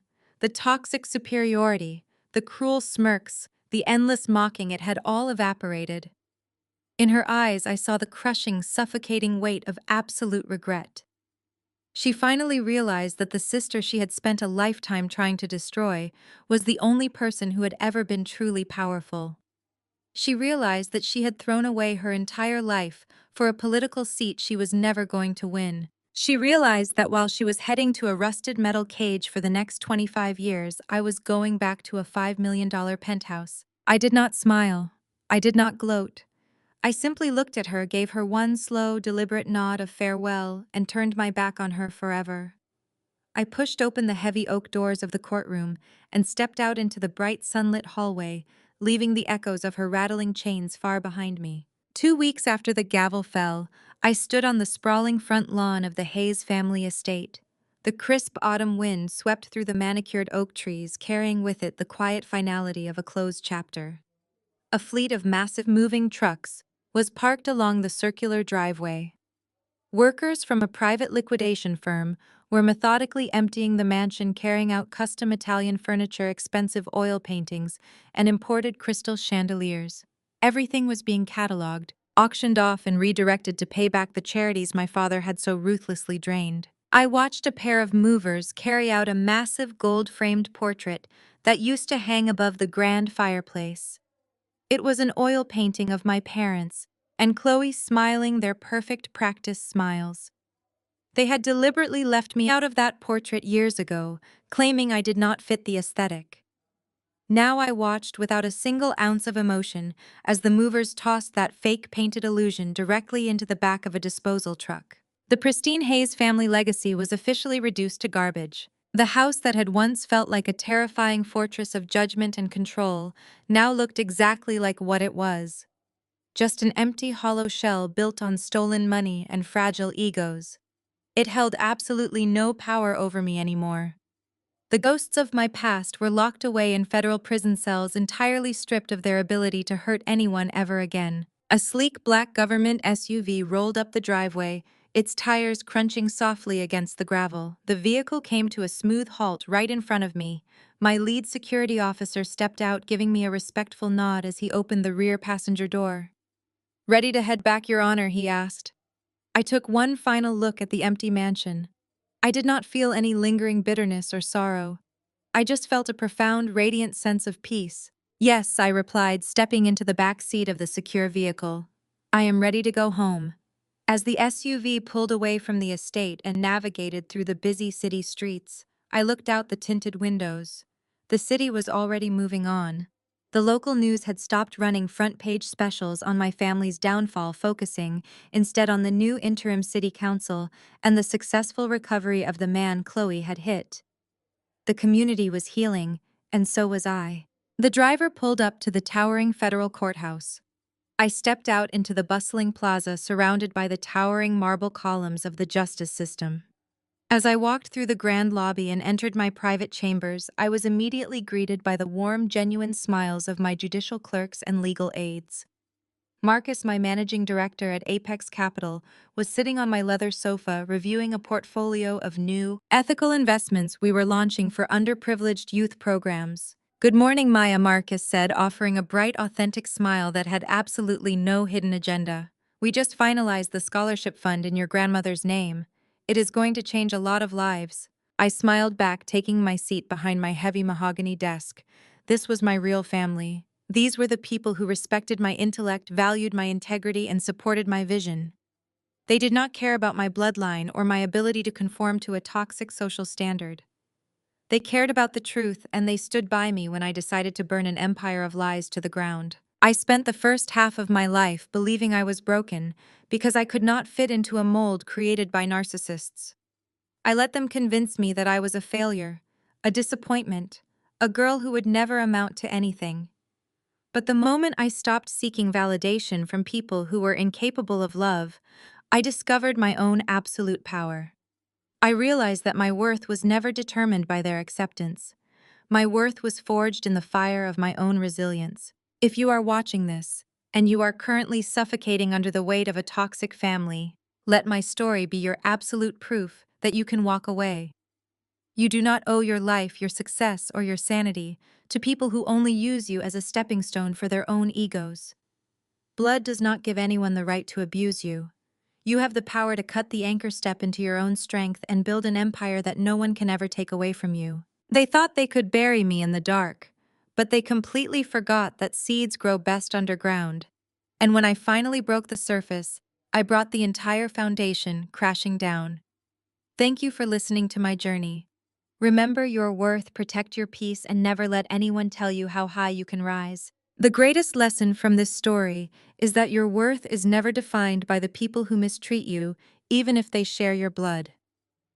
Maya's journey teaches us that true power comes from building your own resilience and refusing to accept the toxic labels placed upon you by a dysfunctional family. You do not owe your loyalty, your freedom, or your future to anyone who uses you as a stepping stone for their own selfish egos. Sometimes the most courageous thing you can do is walk away and build an empire of your own in the light of truth. Have you ever had to cut ties with toxic people to protect your peace? And how did it change your life? Share your story in the comments below.